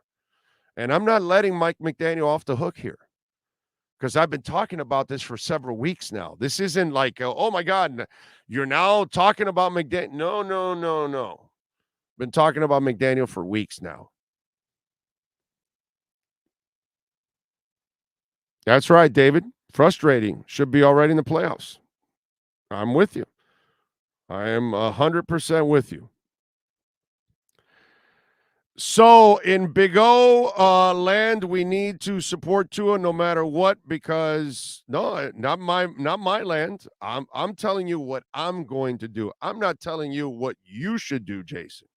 You do whatever the hell you want to do, my brother. That's all. But I kind of read through the bullshit, Jason. That's the part. See, you want to take it to some ridiculous extreme. Okay? And what was your finishing? So then what do you say, Big O, with Tannehill? He was never on with Ryan. Yeah, no, I never wanted Ryan Tannehill in the first round at all. I said it was a terrible draft pick because he wasn't ready. He was a project, and you don't take projects 8th overall in the draft. You take projects in the 2nd and 3rd rounds, Maybe if you're a really good team and your pick is at the end of the first round, 30, 31, 32, because you had a great season, and you don't pick again till 62 and 61 or whatever, I get you kind of take a chance on the late first rounder for a guy that probably should be a second rounder. I can understand that. I'll let that slide. But that's my problem with Ryan Tannehill, that he was never – did he win a national title? Was he like a baller at Texas A&M? No, he wasn't. So that's the difference, my brother. So again, terrible examples. You can reach for whatever you want, but Jason, I'm not telling you to do whatever. All I'm saying is you do whatever you want. But if you're telling me, oh, I'm off the bandwagon now, all I'm telling you is you're full of shit. You were never on the bandwagon. That's all. That's all I'm saying. All I'm doing is I'm calling bullshit on people that say, oh, no, I'm off the bandwagon now. Those are the people that were never on. They just got on a couple of months ago when he started to play well. They weren't on last year, and they weren't on the year before, and any of that stuff. Okay? That's all. That's all I'm saying. There's a whole bunch of you that you're just bullshitters. You weren't really on the bandwagon. That's all. That's all. I'm calling bullshit. Pretty simple. I don't think that's hard to understand. But you can spin it however you want it. By the way, call my guys at cuttersedgepro.com. Love Will and Mike. They do excellent work out there, and it has been a blessing having the artificial turf because my dogs love the artificial turf. I love the artificial turf because it's easy to maintain. By the way, saves me hundreds and thousands in the long run because I'm not watering the lawn all the time. I'm not cutting the lawn all the time because there is no lawn to cut or water. It's a beautiful thing. And they don't bring any dirt, any mud into the house. Neither do I, by the way, when I walk out to the backyard and I walk back in. It is awesome, folks. And let me tell you something. You pay mortgage for that entire house, right? And land and everything. But if you're not using it and you're paying for it, what the hell? And I'm telling you, once you add landscaping, you add trees, and you add all kinds of shade to your backyard, it starts to become an oasis. Now it's a place you can hang out. Although, last couple of days, I don't want to hang out outside because it's too damn cold. But normally, normal weather here in South Florida, it's a beautiful thing to just hang out and relax, hang out with the dogs, barbecue a little bit, relax in the chairs. And, I'm telling you, call Cutter's Edge Pro. And then the other thing is, when you add landscaping to your home, you also add value to your home. So your home immediately goes up in value. So even if you're looking to sell and you want to really dress it up and all that, call Cutter's Edge Pro. If you own a condominium complex, a business, and you want that business to look a lot better, landscaping takes it to another level. So call Will, call Mike, 954-472-0622. That's 954-472-0622. Tree trimming and removals, landscape design, irrigation design and build, synthetic turf, outdoor lighting. They do it all. They're your total landscape solution. Lawns to landscapes, maintenance for medium to large HOAs and condominiums, corporate parks, and large commercial building complexes in Dade, Broward, and Palm Beach counties. Call the best in the business. Call my guy, William Quigley, and all the great people at cuttersedgepro.com. All right. Finn Attic Fury says, Big O, it's not a bandwagon. It's a rationale and honest response to Tua's woeful, inconsistent play. Hating when good and loving when bad isn't honest. Yeah, it's fair weather. That's all. I just kind of feel that, oh my God, I'm off the bandwagon. You're really not. You weren't really committed. You know what I mean? He's got 2 more games. Let me see how he performs. Let's see how it goes. He'll come back next year, whether you like it or not. And his ass is going to have to figure it out. That's it. Steve M says, I freely admit I was never on the bandwagon. Well, really? Shocker. Tell these guys my bandwagon doesn't have any room for them either. They can walk. There you go. See, but at least Steve M has never been a phony. And that's the beauty of Steve M. His disbelief in Tua has been right from the get-go. Not 1 second did he ever waver from it, even when he was playing good, actually. You just wouldn't hear from Steve M when he was playing good. But at least I can respect this. I can respect Steve M. Those of you that are on and off, whatever, bro. You all aren't committed to it. True Fin Fan 78 says, the only bandwagon I've been on is my team winning. Thank you, True Fin Fan. I'm with you. Let's hope that they can get back on track because it has been brutal, dude. Brutal. By the way, we will have our fantasy segment at the top of the hour with Andy Behrens. So if you're in your Super Bowl or conference championship, by the way, that's a bad fantasy league. If the conference championships, the semifinals, that is, I'm sorry, is this week, and your finals are in week 18, that's really bad. That's not good. Get out of that league, change it. But if your Super Bowl's this week and you got questions, Andy Behrens will have the answers for you at noon. So make sure you tune in. Okay? What else do we have here going on?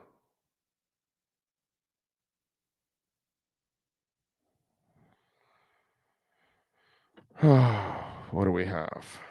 By the way, Chargers and Colts tonight. Chargers favored by 4, over and unders 45. Chargers are minus 200. Colts are plus 170. Heat are back in action tonight. They take on the Wolves.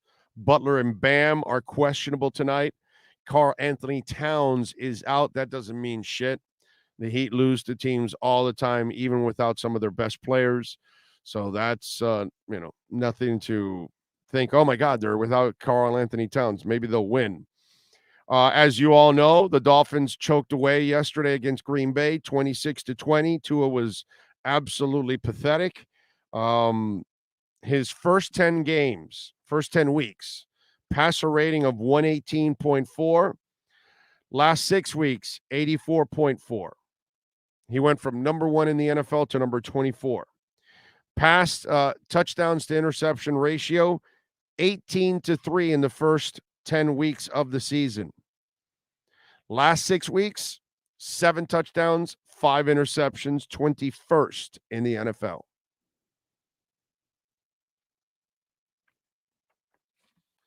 Limping into the playoffs is not the way you want to go. And we're going to see what the Dolphins do here over the next couple of weeks if they can even get in the playoffs. But Tua better wake up and better start making good decisions and better learn how to check down and better stop forcing it to Tyreek Hill, because that has not been the right solution for him so far. Sad, man. It's sad. There's no reason to be here at 8-3. No reason at all. It's actually pretty embarrassing for the Dolphins to be at this position at this time. It's something that some of you expected, because you expect the same old Dolphins, like Dave Hyde, our boy Dave Hyde. He pretty much expected this from the beginning. He had given up on the season before it even started. And guess what? He's right. That's the way it's gone. The worst part about all of this, not only do the Dolphins disappoint us once again, but then it's the Panthers and the Heat also are mediocre too. At least when the Dolphins are bad, like normal, the season ends and we can get on the Heat bandwagon and start to watch that because they're usually pretty good. But, man, we've been watching the Heat, and I know that most of you kind of get into basketball and the Panthers. Once the football season ends, I watch all the games no matter what. But it's been tough to watch. And right now, it doesn't look like we're going to have much coming out of our winter sports.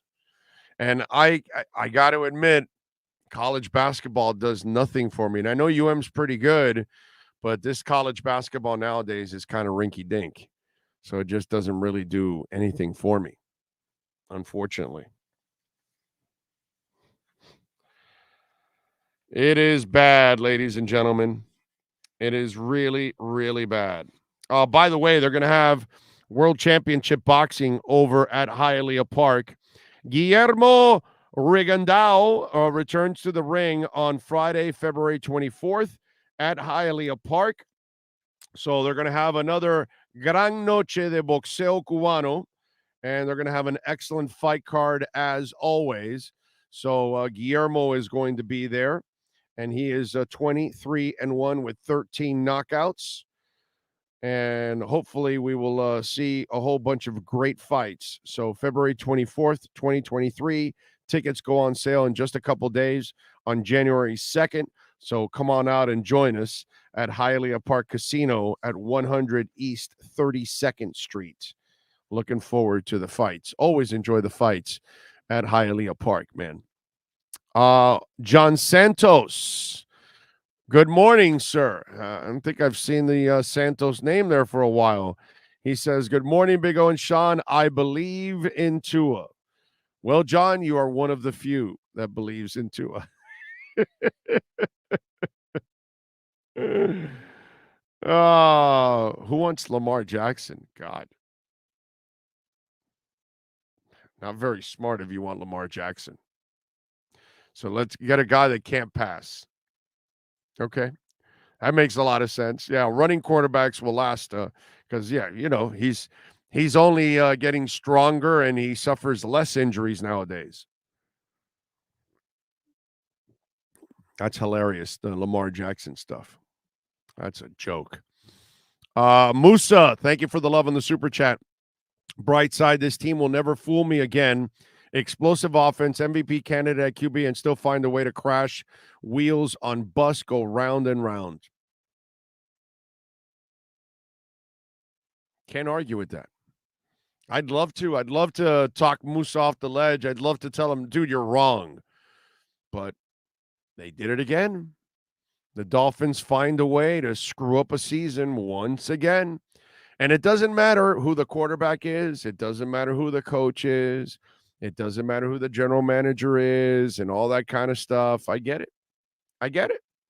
I understand the constant disappointment. It's understandable after you've been through all these years of the same thing, and it's like a Dolphin fan can never feel like they can enjoy something good because guaranteed something bad is going to happen. So I get it. It's been rough, dude. Big time. Frankie says, and the Ravens have a better record and in the playoffs. I know. But they can run the ball and they can play defense and they've gotten breaks. They've been playing teams because if you look at while Lamar's been out, I'll show you because it's kind of funny. It's like, you see how everything's caught up to the Jets lately? Because the Jets were playing a whole bunch of backup quarterbacks throughout. Now they're not playing backup quarterbacks anymore, and so now they're losing games. Well, I'll show you now with the Baltimore Ravens, because that's why it kind of goes both ways. Sometimes you need some breaks to go your way. And last year, hey, listen, everything went wrong for the Baltimore Ravens. And they fought through all that adversity. This year, they've had some adversity, but they've also had some great breaks, too, to go along with it. And part of that has been the teams that they've played while Lamar has been out. And they've been very winnable games because they're not facing the kind of offenses that scare the crap out of you or can put them in a really difficult position. This week, I'm trying to bring up the damn schedule here, and it's like slow as hell on my pad here. Finally it came up here. Where is it at here? Okay, so the Ravens played the Falcons this week, beat them 17-9. As you know, the Falcons are an absolute disaster. So that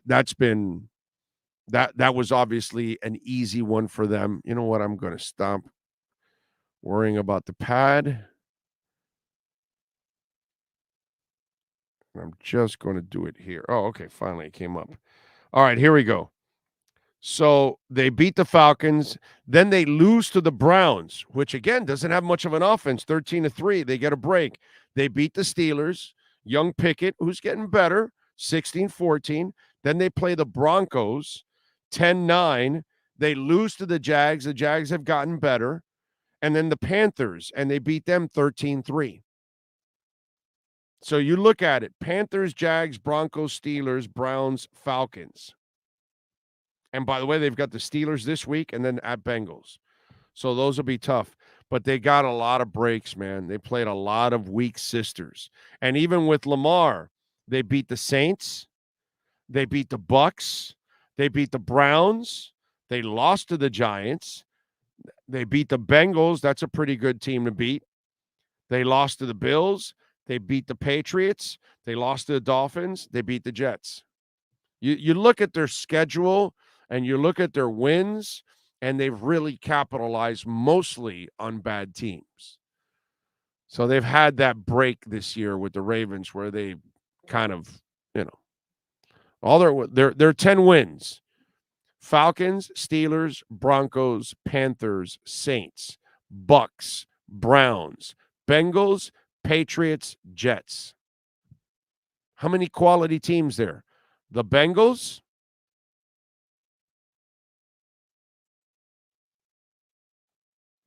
Jets and Patriots aren't quality. Browns aren't quality. Saints aren't quality. Bucks aren't quality. See what I'm saying?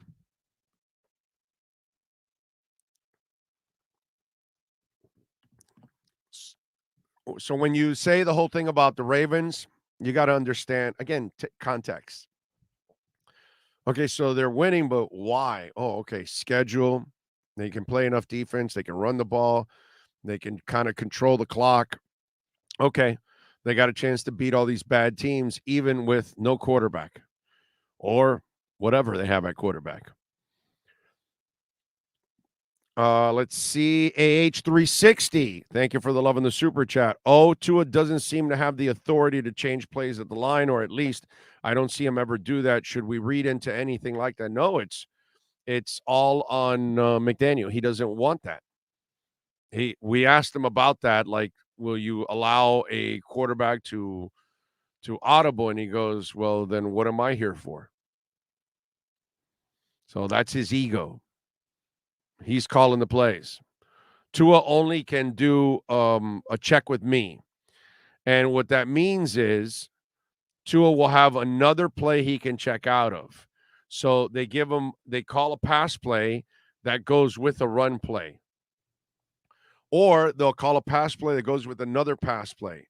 But that's all he can audible out to is the other option that the coach has given you. So he can't read the defense and say, I'm changing it completely and let's do that. He's not allowing him to do that because that's how they run it. Doesn't matter who the quarterback is. Those days of allowing the quarterback to, run the plays and all that, nobody does that. Maybe Brady and I don't know who's left. They don't do that anymore. They just don't allow quarterbacks to think for themselves. Christian D says, fan since 89, was going to treat myself and fly down for the Jet game and take my brother along with me. Not feeling it anymore. Thank you. Tua will be okay. I can't blame you because you're afraid of spending all that money and then you're pissed off. That's the beauty of traveling and you're going to a concert. Yeah, you know what you're going to see. You're going to see your concert. You're going to have some fun. You're going to enjoy it. You're going to walk out. But a game, there's a chance that you travel and they lose, and then it just kind of affects the trip. You know what I mean? Because all that money you spent So I get it. I remember going to the national championship game for the Canes and Alabama, the one that George Teague steals the ball from Lamar Thomas. I was there for that, and man, let me tell you, dude, it just puts a damper on your day. Puts a damper on the whole trip and everything. God. So I've been there and done it, my friends. I've traveled for games that have been losses, and it's not fun. It's not fun. I'm with you. I'm with you. Arnaldo says, Big O, the goal this year was to make the playoff. They're still in position for that. Yeah. Not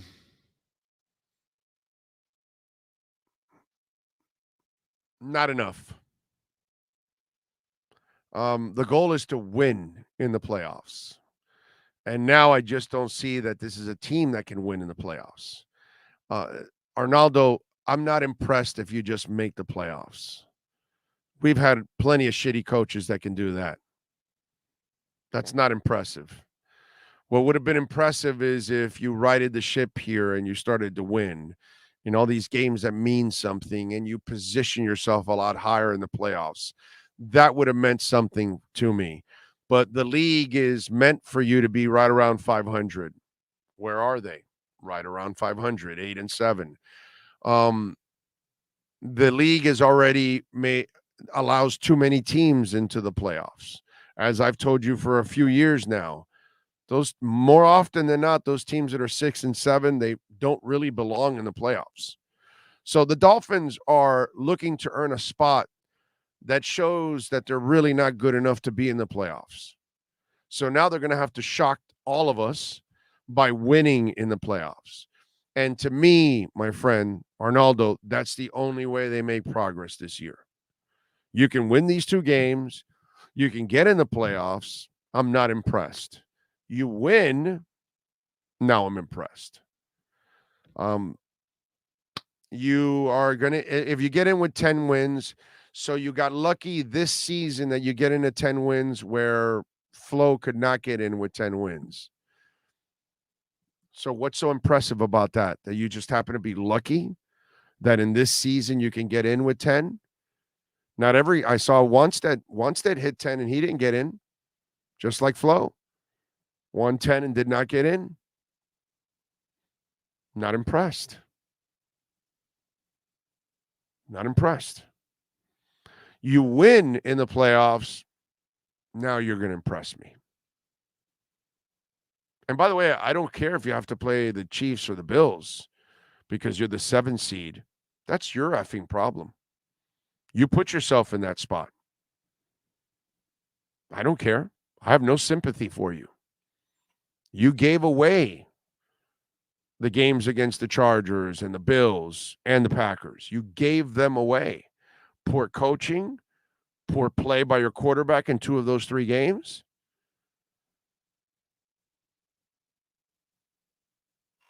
So I'm sorry. You and I are going to look at it a little differently here.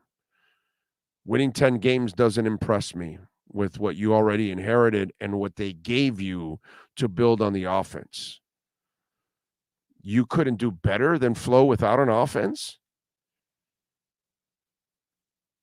Not impressed. Not impressed. So if Mike McDaniel wants to impress me now, he has to win a playoff game. We don't even know if he can make the playoffs. So, Arnaldo, you and I are going to look at this completely different. And Mike McDaniel, the coaching staff, and all the Dolphins players have put themselves in this position. They're the same old Dolphins right now, unfortunately. So, McDaniel's got to prove that he can be a better coach. And Tua's got to prove that he can be a better quarterback, especially in the clutch moment of the season. December? Although last week he didn't shit in his pants. Last week he played a hell of a game, I got to say. Unless it's a Morrissey concert, Big O. Did you see Morrissey left Capitol Records, right? And he's got what is it? Bonfire of the Teenagers of the Bonfires, or whatever is his latest album. They have the album. He doesn't know if they're going to release it or not, but he has severed ties with Capitol, so he's pissed at them. Looks like he doesn't have a record company right now. I don't know if legally he can sign with another record company because somehow or another, I think he's still under contract with Capitol. It's like really what Miley Cyrus wants off the record now because she did a part in one of his songs, and this was like a year and a half ago that they recorded this. And apparently he's very Morrissey. I saw an interview where he was incredibly happy with this this album. He thinks it's the best album they've ever done, which says a lot, by the way, because he has created a post Smiths, his solo career. He has a phenomenal catalog. Okay, those of us that follow Morrissey's career, I mean, he's got a lot of great songs, man. So he's done that on his own, besides, obviously, the incredible catalog of the Smiths. But he also has developed his own. And so this is really interesting because he loves this album. And nobody may ever hear this album. So Miley Cyrus may not have to worry about wanting off the album. And Morrissey, of course, he's pissed people off at times with some of his politics and all that kind of stuff. So, but yeah, interesting. Morrissey is definitely on his own. He goes to the beat of his own drum, as they say. Justin Scheib, thank you for the love in the super chat. The rebuild is a failure. 5 years in to end back at 8-8 with no cap space. Greer's ass should have been fired with Gase and Tannenbaum, but as usual, Ross likes to play human Jenga. Actually, I disagree with you there. I don't blame any of this on Greer. Greer gave the coach what he needed to win. The coach has been the failure. Greer did a really good job overall with the roster. They've had a shit ton of injuries, and yet he found him a right tackle to keep him alive. He found him a left guard to fill in. Oh, you need Jeff Wilson Jr.? We'll get you Jeff Wilson Jr. I mean, he's done everything. I can't blame the GM at the moment. I have to blame the coach for not getting the job done. It's not like the coach lacks what he needs. He has everything he needs to win those games. Now, I'm not saying that McDaniel's a failure. That's where you're already going, Justin. You're going to give up on somebody in their first year. I can't do that to McDaniel. That's not fair to him. Again, 25 years of frustrations is part of all of the reasoning that is going on here. That's why you're including 5 years when the coach has only been here for 1. Justin. So, the guy's been here for 1 year. And he hasn't even finished the year yet. So he still might win these 2 games, and by some miracle that I don't see coming, but he wins, a playoff game and everything changes. We got to wait till the year is over. Plus, I'm not going to give up on McDaniel after 1 year. I'm going to point out what he needs to correct. I'm going to tell you where he screwed up. I'm going to tell you where Tua screwed up, but I'm not ready to give up on them. But I know how the game is played. I get it. A lot of you have, you're going to give up on both of them. Get your fantasy football questions in. Andy Behrens is going to join us at the top of the hour, by the way. So if you're in your playoffs or Super Bowl, you can start sending them in. By the way, if you want to do it through Cash App, it's a lot easier. If not, wait till Andy is on to put him on the chat board, because if not, it'll disappear. Earl Campbell says, Big O, I have a QB from the Bahamas to replace Tua next year. All right. Who's the QB from the Bahamas? Who is that?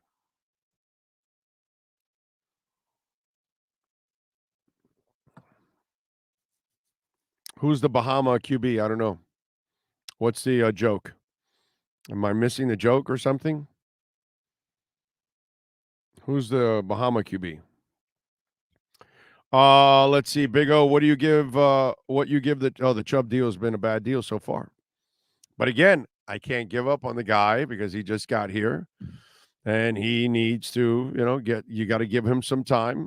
And next year will probably be the year where we measure the Chubb deal officially, if it's a terrible deal or a great deal. But right now, whew, doggy, it's a terrible deal. He is underperforming. 8-7 in a third year isn't a successful rebuild. This is the first year. This is not a third year. This is the first year of Mike McDaniel. It's not a third year. Who told you McDaniel was here for 3 years? Tua's here for 3 years. But you can't put what McDaniel and Tua did for the first 2 years, because McDaniel wasn't here and Tua didn't have a real offense. So obviously Tua's played way better than he did the first 2 years. He's not playing well right this second, but it's not a rebuild of several years. This is the first year under Mike McDaniel. I'm not blaming McDaniel for what happened last year and the year before. That's stupid. Can't do that. So, Thomas, you're way off on that. Oh, in your opinion, do we make the playoffs?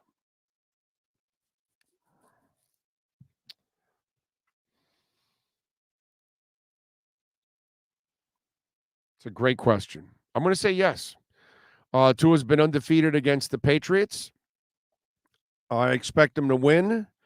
And the Jets don't really have a quarterback that scares me. So you better win both of these games. So I'm going to say yes, they win. Do they win a game in the playoffs? No, they don't. They don't. I'll be canceling my house in Arizona very soon. I haven't canceled my house in Arizona. So it shows that, I have not given up yet. So there we go. Let's see. Stop being disingenuous, commentator. Meant third year of the rebuild. This is not a rebuild for its third year. This is the first year of Mike McDaniel. Okay? This is not the third year of Mike McDaniel. This is the first year of Mike McDaniel. And this is the first year that they actually build up the offense, something that they desperately need in a scoring league. So I disagree with you on that. Kevin says, Big O, I need some confidence for this Sunday at New England against their top 5 defense on the road. I just don't see it. Give me words of encouragement. 4-0. Tua's undefeated against Belichick, and he will continue to be undefeated against Belichick. So there you go. There's your words of confidence. 4-0. Belichick cannot beat Tua. Big O, why you get all mad that Tua is just not it? If you just want to see that, then there's something wrong with you. That's fine, dude. That's all good. And time will tell if I'm wrong or not. But I'm not like you, Mr. Torres. You have no commitment to anything, my brother. You're a waffler. That's all it is. You're a complainer, Mr. Torres. That's all you do, dude. You just chime in to complain. That's all, my brother. You have no commitment to anything. You don't believe in anything. You just want to complain. That's all it is, dude. Nothing more, nothing less. That's all. You're just waiting in the wings, and this is what you do. You just wait for the negativity, and then you join in like a lot of you that you love the negativity. You love to get into the negativity. And that's fine, man. I get what it looks like now. And those of you that hate and disbelieve and all that stuff, you have all the ammo you can possibly have right now. The Dolphins have failed in December. They have lost 4 straight. Ultimate choke job. Tua has looked like shit for 3 out of the 4 games. You have all the ammo you can possibly have. Okay? That's fine. But I am going to go and stick with the guy that I saw come back from 21 against Baltimore, beat New England, big throw, beat the Bills, big throw, played great against the Bills the second go around. His coach failed him. So I'm going to go with the guy that I know I've watched him play well, and he's had some bad moments, but he's also a young quarterback.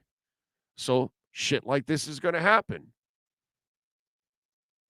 Until I can see him in a lot of these situations where he's not getting it done, then I can give up on the kid. But for the moment, I'm not going to give up on the young man. But I get it, man. I understand. Most of you waffle. And you're not really committed to anything, and you're just waiting for some negativity because that's what motivates you to chime in. It's all good. Do I hear from Mr. Torres when Tua's playing well? No, dude. Do I hear from Mr. Torres when things are going great for other? No. Mr. Torres wants to chime in when it's just negative and pile on. And that's fine. It's all good, man. I'm wrong right now for the Tua situation. If that's what you guys want to hear, that's good. If that's what makes you happy, knock yourselves out, man. But I'm not going to give up on the young man. I've watched him play at a high level at college and in the NFL. He's just got to find a way to now get it a little bit more consistent and stay away from some of those brutal decisions, because he does make some brutal decisions at times. But I got to see it now over the next 2 weeks. What happens now on the road? You've had all the success. You've won every time against Belichick. Can you do it again now? Can you bounce back? He bounced back against Buffalo, but conveniently, because he laid a turd yesterday, you will conveniently forget about Buffalo. And that's cool. And that's how this game is played. So those of you that don't believe or, think that the kid can't play, you got all the ammo you can possibly want right now. Every ounce of it. Can't do anything about it. Let's see. I will root for and support Tua until he isn't our quarterback. That's what Ronald says. Joe says, to me, the trend that appears that outside the San Fran game, the Tua problems generally start at the first mistake, and then it snowballs by forcing things to make up for it. Joe? Can't argue with that. Can't argue with that. It's not a bad assessment on your part. So, Big O, I never smoked that Victory Perdomo cigar. I'll wait till the after New England's game. It's sitting in the humidor. There we go. We'll take out the cigar on Sunday against the Patriots and get it done. Mike White's had a better game versus the Bills than Tua's 5th round pick. LOL. Tua played well last week against the Bills, bro. And Mike White has done nothing, bro. What's Mike White done? What, he's played a couple games? He's won nothing, bro. Big deal. That's it's the Mike White thing is the same bullshit that the Dolphins and the Jets have been involved in for many, many years now. You get a quarterback that has a game or two, he's overachieving, and you get all excited about it. Mike White ain't shit, bro. I get it. He's local and all that stuff and whatever, my brother. If whatever helps you sleep at night, if you actually think Mike White's the answer, you go ahead. Okay? You can go ahead and look at the entire season stats, and Tua, I think, kind of crushes him. And so it's comparing the two is kind of stupid, but you're a Jets fan, so I don't really expect a lot of intelligence from Jets fans. You know what I'm saying? You're slightly smarter than the Bills fans because, you know, those dumbasses obviously do really incredibly stupid things. You guys aren't that stupid, diving on tables and tables on fire and, you know, stupid shit like that, and eating concrete. I give you guys at least some credit in that sense. But yeah, it's the stupidity that we have that, you know, Dolphin fans have fallen for too, that some mediocre quarterback plays decent games and you think you have the answer. Not going to happen. All right, let's get ready for a little fantasy football. Give us a couple minutes here. Andy Behrens is going to join us. You got fantasy football questions? Is it your Super Bowl? Is it the semifinal game? Get the hell out of that league if it is a semifinal game this week. But if it is a semifinal or Super Bowl and you got big decisions and you keeper leagues and dynasty leagues and all kinds of stuff, you may have long-term decisions you may want to make. Is Tua my future? So it's not just the Dolphins. You keeper leagues might be wondering, is Tua my future? Andy Behrens will answer that and more when we start off hour number 3 on our Sports Grill Fantasy Football Zone. Welton Rayom has more than 62 years of litigation experience handling insurance disputes. They're committed to resolving even the toughest insurance claims quickly. Call them for a free consultation. 954-966-4646. At Welton Rayom, they don't get paid unless you win. Property damage claims to your home, business, or condo as a result of a hurricane. Welton Rayom can help. Water, mold, fire, smoke damage, Welton Rayom can help. Call 954-966-4646.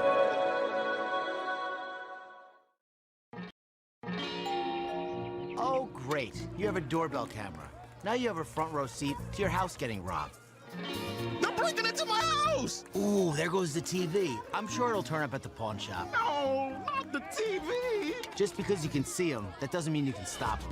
With Slogans, you get 24-hour monitoring, a free home security system, and professional installation. Plus, free doorbell camera, one that'll actually work for you. Get out of my house! Get out of the house! Call 1-800-ALARM-ME.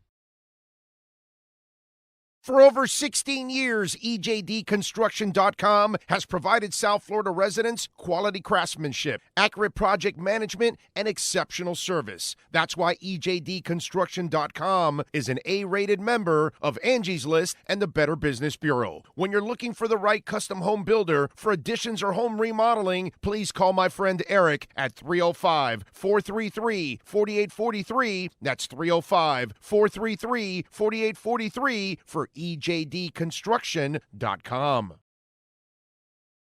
Welcome to Red Light Therapy, a revolutionary technology perfected by NASA to aid in muscle strengthening and recovery. Red and infrared light has the capacity to penetrate deep into the cell's mitochondria, potentially leading to increased energy, faster recovery, and the optimal performance your body demands. Train, fight, recover.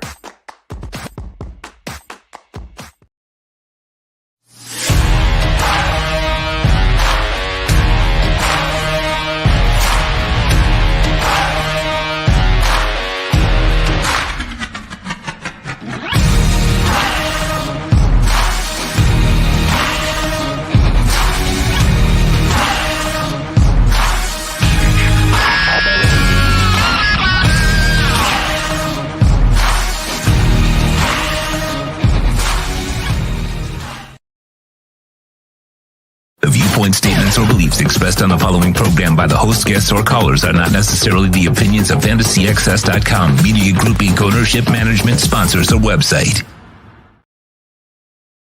PPR, draft, keeper, dynasty. It's the Sports Grill Fantasy Football Zone with Yahoo Sports' Andy Behrens. Keep up with your fantasy football teams by visiting any of the 8 great Sports Grill locations. Sports Grill, good food, good drink, good friends. Here's Andy Behrens. All righty, there he is, the man, the myth, the legend. How you feeling, my man? You feeling good? I'm good. Big O, you hit on a really important point just before the break there, which is this should not be anybody's semifinal week coming up, right? Like this is when you should be settling championships. Yeah, it is absolutely true. Yeah, obviously, the downside of that is, of course, we get to week 18 and all of a sudden, like the Eagles aren't starting anybody. Maybe you can have the best teams with the best fantasy assets all of a sudden deciding to sit everybody because they've clinched everything that there is to clinch. I hate to see fantasy seasons come down to that. I don't feel like the final week of the season should be involved in fantasy in any way. So you are so right to point that out. I am with you, brother. By the way, if you got a keeper dynasty league, how's the Tua acquisition looking? Yeah, that's it. Well, at some level, you want to say that like this is the week to acquire somebody like that because nobody's ever like as good as their best moments or as bad as their lowest moments, right? The truth of every player is somewhere in between those things. He was never, going to just settle in as being the guy that you saw in the Baltimore game, and he's not going to settle in as being the guy that you just saw against Green Bay. Made a couple of atrocious throws. There's no getting around it, right? Like I've seen the play now like 10 times. I have no idea if he was throwing to Gesicki or to Hill. Just a couple balls that got away from him. But the idea that he's not. I mean, they've built the team around what he can and can't do. They built the offense around his skills, and I would expect that to remain in place. And the nice thing about the NFL, there's always you've always got a game ahead of you where you can sort of shake the etch a sketch. Yeah, you can redeem. So let's hope he can redeem himself because he's got 2 enormous weeks coming up, and it's just kind of typical that they're going to back in if they're actually going to make the playoffs. Don't forget to smash the hell out of the like button while you're watching there. And let's if you got any questions, send them in right now on the YouTube chat board or on our Twitter page at Big O Show. That's another way that you can send in your questions or comments that you have in fantasy football. So Jahan Dotson, is he a priority waiver pickup in fantasy this week? Yeah, I thought he was last week, and I featured him in our pickups column. Like the guy's a star. I don't know how else to really put it at this point, right? Like he's early in the season. You were seeing the contested catch ability, and you were seeing the red zone ability, but on low volume, right? Like they weren't targeting him more than like 3 times a game. He would pop on those 3 targets because he's great. But then, since coming back from injury, he's this is 20 plus targets over the last 3 weeks. He's seeing 7-8 targets a game. He's not rostered like heavily. Like that's the weirdest thing. Part of this is that we're down to the point in the season where there's only like 4 teams in your league that are active, and then there's only 2 teams that are active. So those teams are probably stacked. So they're not necessarily looking at the waiver wire, but Dotson's great. Like, and you could see it coming into the league. He's just a contested catch winner. He's a great route runner, good separator, and even when he doesn't separate, like he'll outfight you for the ball. And the Commanders obviously recognized that right away, and they were targeting him in the red zone right away. He's got 7 touchdowns in 10 games, and he just got it done against the Niners. Like, you do it against that defense, you can pretty much do it against anybody. I think he's great. I think he's somebody that I'm probably going to be ranking as a wide receiver 2 or a very high end wide receiver 3. He's been playable for a while, and he should be rostered almost everywhere. You got the balls to start Shane Zylstra or whatever the hell his name is, huh? Huh, buddy? You got the balls to do that? Nope. I sure don't have those balls. It's funny. This whole season, there's been a tight end every Nobody week. started that dude, by the way. No, certainly not. And he's, this is going to be like, all year. There's been some random Colt. There's been some like wild tight end who just stumbles into a couple of touchdowns each week. Remember, the season opened with OJ Howard having a couple of touchdowns. He played like 3 snaps, scored 2 touchdowns, right? Like this is going to happen at this position. It's part of the reason why it's such a super frustrating position is I would love to maybe in the year end when we look back at tight end, I would love to know how many total touchdowns were scored by tight ends who were 0% started, right? Because that happens constantly. That happens all the time. Been a brutal year for the position. I'm more than ever in favor of just folding it into wide receiver, right? And just having a bunch of spots where you're starting wide receivers or tight ends. Because the problem, and I believe you and I have talked about this, is that the tight ends that we're using in fantasy are actually really just slot receivers. They're wide receivers, right? They're almost never in line. They're almost never asked to block. Mark Andrews isn't blocking anyone. I mean, you guys see it in Miami. Like Mike Gesicki doesn't block anyone. Like guys like Alan Lazard get used as much as blockers as Mike Gesicki does. It just doesn't happen. These guys are wide receivers. They're wide receivers of a slightly different dimension, and they spend a lot more of their time in the slot, but they're wide receivers, and I feel like we got to treat them that way. There are still traditional tight ends, right? There's tight ends that find themselves in the backfield. There's tight ends that function almost all the time as like left tackles, basically, and as enhancements to your offensive line. But then there's the guys we start in fantasy. I mean, Travis Kelce is a receiver, Andrews is a receiver, Hawkinson is a receiver. All these guys are receivers. Tyler Algiers, where do we put him right now if you're battling for the semifinals or the finals here? Yeah, he's another guy who really should be rostered in more leagues, and it's because he's really erupted so late in the season that his roster percentage is still below 50, which is kind of crazy to me because he's had a pretty significant workload all year, but he was in more of a 50-50 split, or kind of for a while there, it was like a 40-40-20 split, with Huntley. But he's emerged as the dominant back for Atlanta right now. He's been among the yards after contact leaders almost all season. Like that guy does not go down unless there's a gang of defenders bringing him to the turf. Like he's been wonderful to watch. He's kind of I was pretty bullish on him coming into the year, but he was coming from BYU, and there's always a quality of competition issue there, right? Like you don't really know until you see him in NFL competition, and he's just looked great. And now he's really surged ahead of Cordero Patterson in terms of snaps, in terms of touches. He's coming off a game a couple weeks ago. He had over 130 total yards. Like he's really good. And again, the first defender who touches him is almost never the guy who brings him down.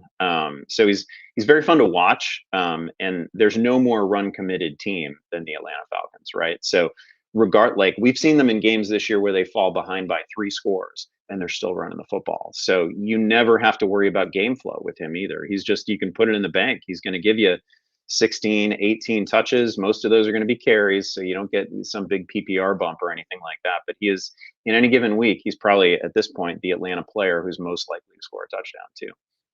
So we look at the matchups for next week. Are you starting Baker Mayfield against the Chargers after a sizzling night last night? Well, I'll tell you, I mean, first of all, what last night tells you is that Hackett is just in over his head. That team is done, right? Like that team is fully checked out. So I feel like that said more about Denver than it necessarily did about the Rams. The matchup that you'd want to play next week, but this relies on the Rams being able to keep it a competitive game. And who knows? Like the Chargers just fall into competitive games in situations where you don't think it should be competitive, right? But Cam Akers against the Chargers should be the play because the Chargers have been a super friendly run defense all year, like well over 5 yards per carry allowed. So Cam Akers should be the guy that you'd really want to lean on there. It's been kind of fun watching. Maybe the thing with Baker is that the better he knows an offense, the worse he's going to be. I have no idea, right? Like. They just airlifted him in there, gave him a couple days with the playbook, and he was fine in a primetime game. He was better as a rookie than he's ever been in any other season. So this is pretty wild. He's obviously got radar lock on Higbee right now. I don't think Baker rises to the level that you'd actually want to start him in a fantasy playoff matchup. But Cam Akers is definitely somebody who, like a month ago, we were looking at the schedule and we were saying, wow, there's some sweet spots coming up for the Rams if only Cam Akers can produce, right? It was Green Bay. They've got the Chargers in championship week. he's going to be a really good play. I'm thinking now I may end up with Cam Akers like as a top 15 running back for this week. Again, we need the game to remain competitive enough that the run is just in play all day for the Rams. But the Chargers have a funny way of playing down to opponents. They do. All right. So give me your top 3 quarterbacks going into week 17 when it comes to the matchups, your favorite matchups. Like I look at Dak Prescott. That's a Super Bowl player that I would, because against the Titans, I kind of like Dak to light him up. By the way, he made some big time passes this week. Yeah. Against Philadelphia. I was like, wow, I think those were the plays that Cowboy fans were dying to, I'm glad I just mentioned this, because Dak Prescott's been at this for several years now, kind of trying to prove himself and put all that. And then he needs these kind of moments. How many years into his career is he right now? Like 5, right? Yeah. 6? Yeah. Dak is actually another guy who, like, if you're really sweating the game that Tua is coming off, like Dak is just 2 weeks removed from giving away a game to Jacksonville, right? Like, and you led me to my point is we got people like just like this is the fucking Titanic, bro. They're just jumping off and they're just like Leonardo DiCaprio just floating down the ocean. Like we're done, and it's like, yo, bro, this is only 1 year with McDaniel. A lot of people are looking at it like this is 3 years. No, dude, the first 2 years don't count. He didn't have any offensive help. This is the year that counts, and now you start to build on this. And Dak Prescott has kind of been a question mark for Cowboys fans for a while. That might have been his watershed moment.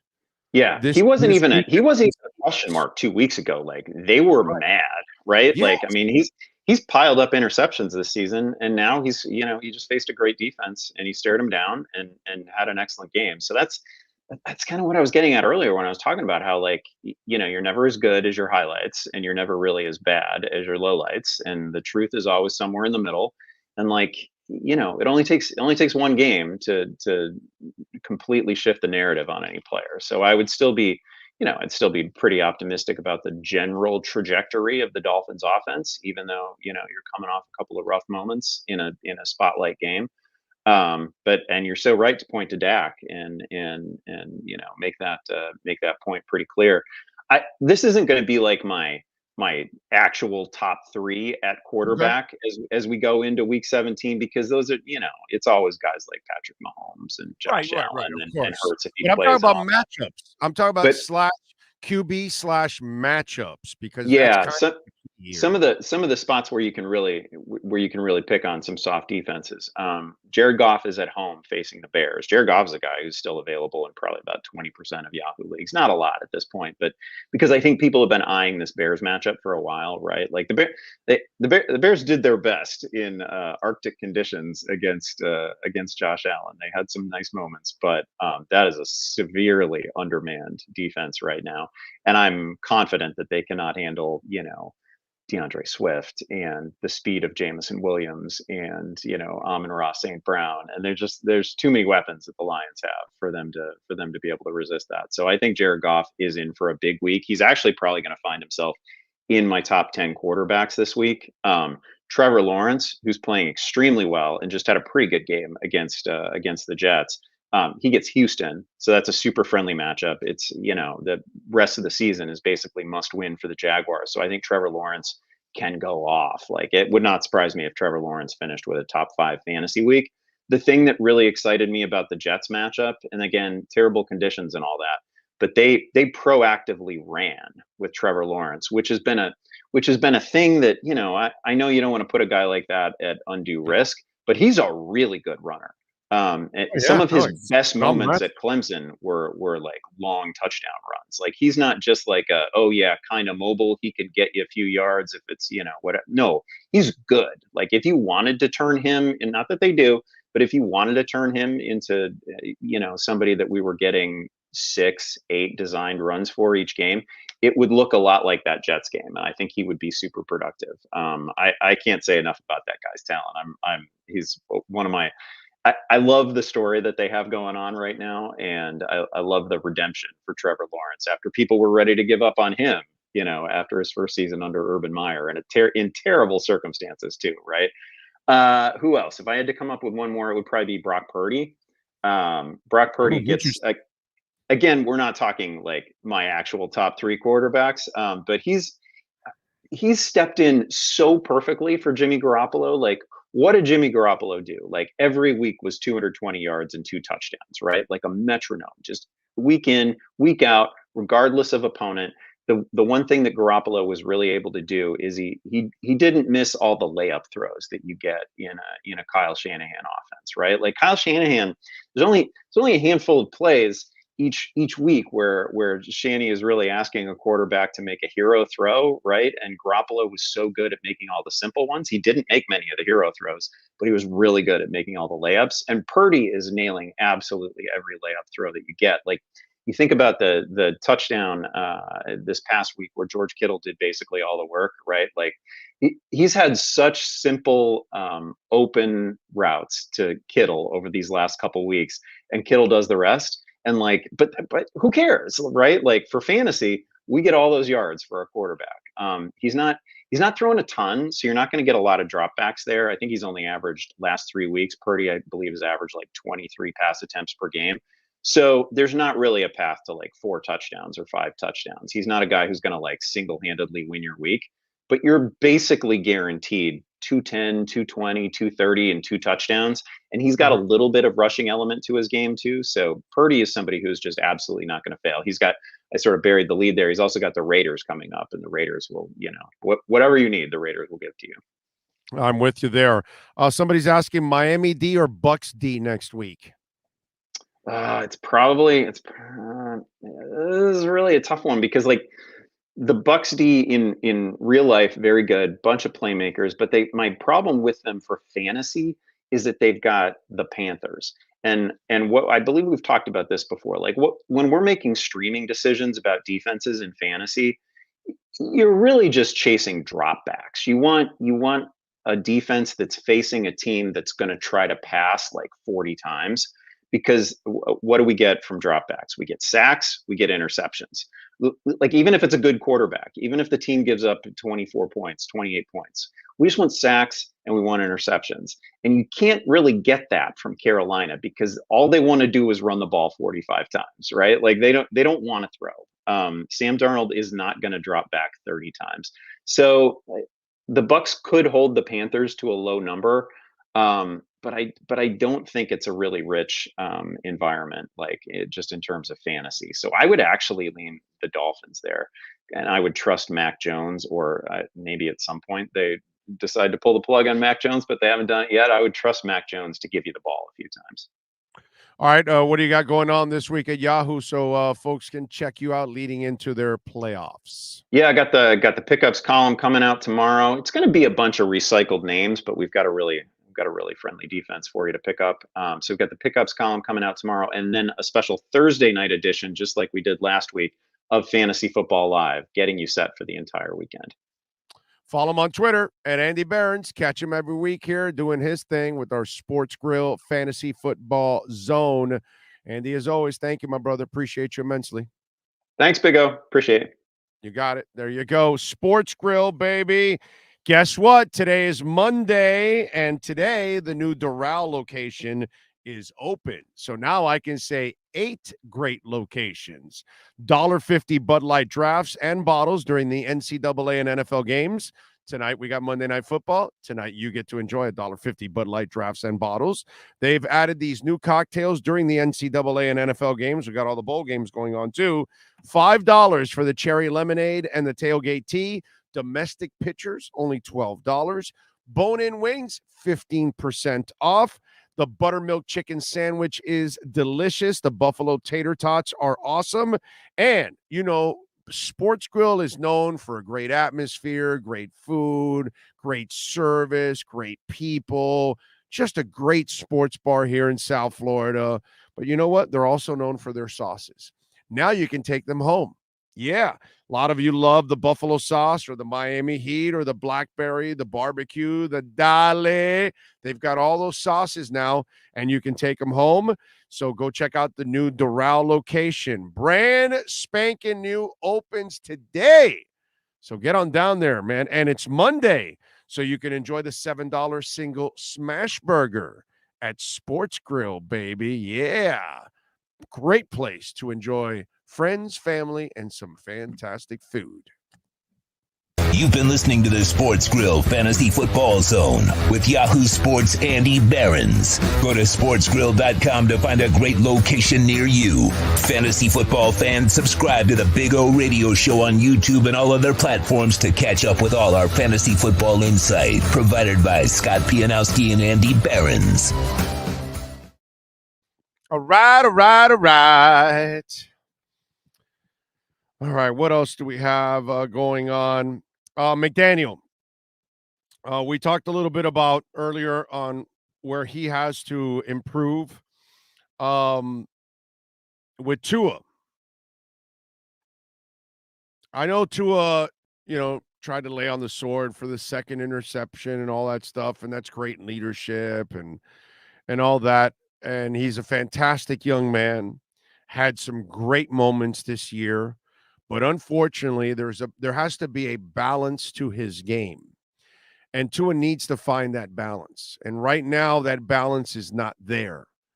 Okay. It was an incredible imbalance at the beginning of the year because he was throwing so many touchdowns, so few mistakes, and it was beautiful and it was fun. And Andy is right. You're probably not as good as your best moments, and you're certainly not as bad as your worst moments, and it's somewhere in between. And that's kind of where he's got to go. And it's interesting because it all depends on how you want to look at it. And, going through the conversations today, there's a lot of you absolutes. You were all there. You're still there. And what he did yesterday sucked, dude. It was unacceptable. It was a choke job. But you conveniently forget he played great last week. Coach kind of failed pretty much, and other things failed. It wasn't Tua that failed at all last week. He played great last week. So you kind of forget that, and then you go back to the other two games that he sucked, and he was terrible. And there's no ways around it, right?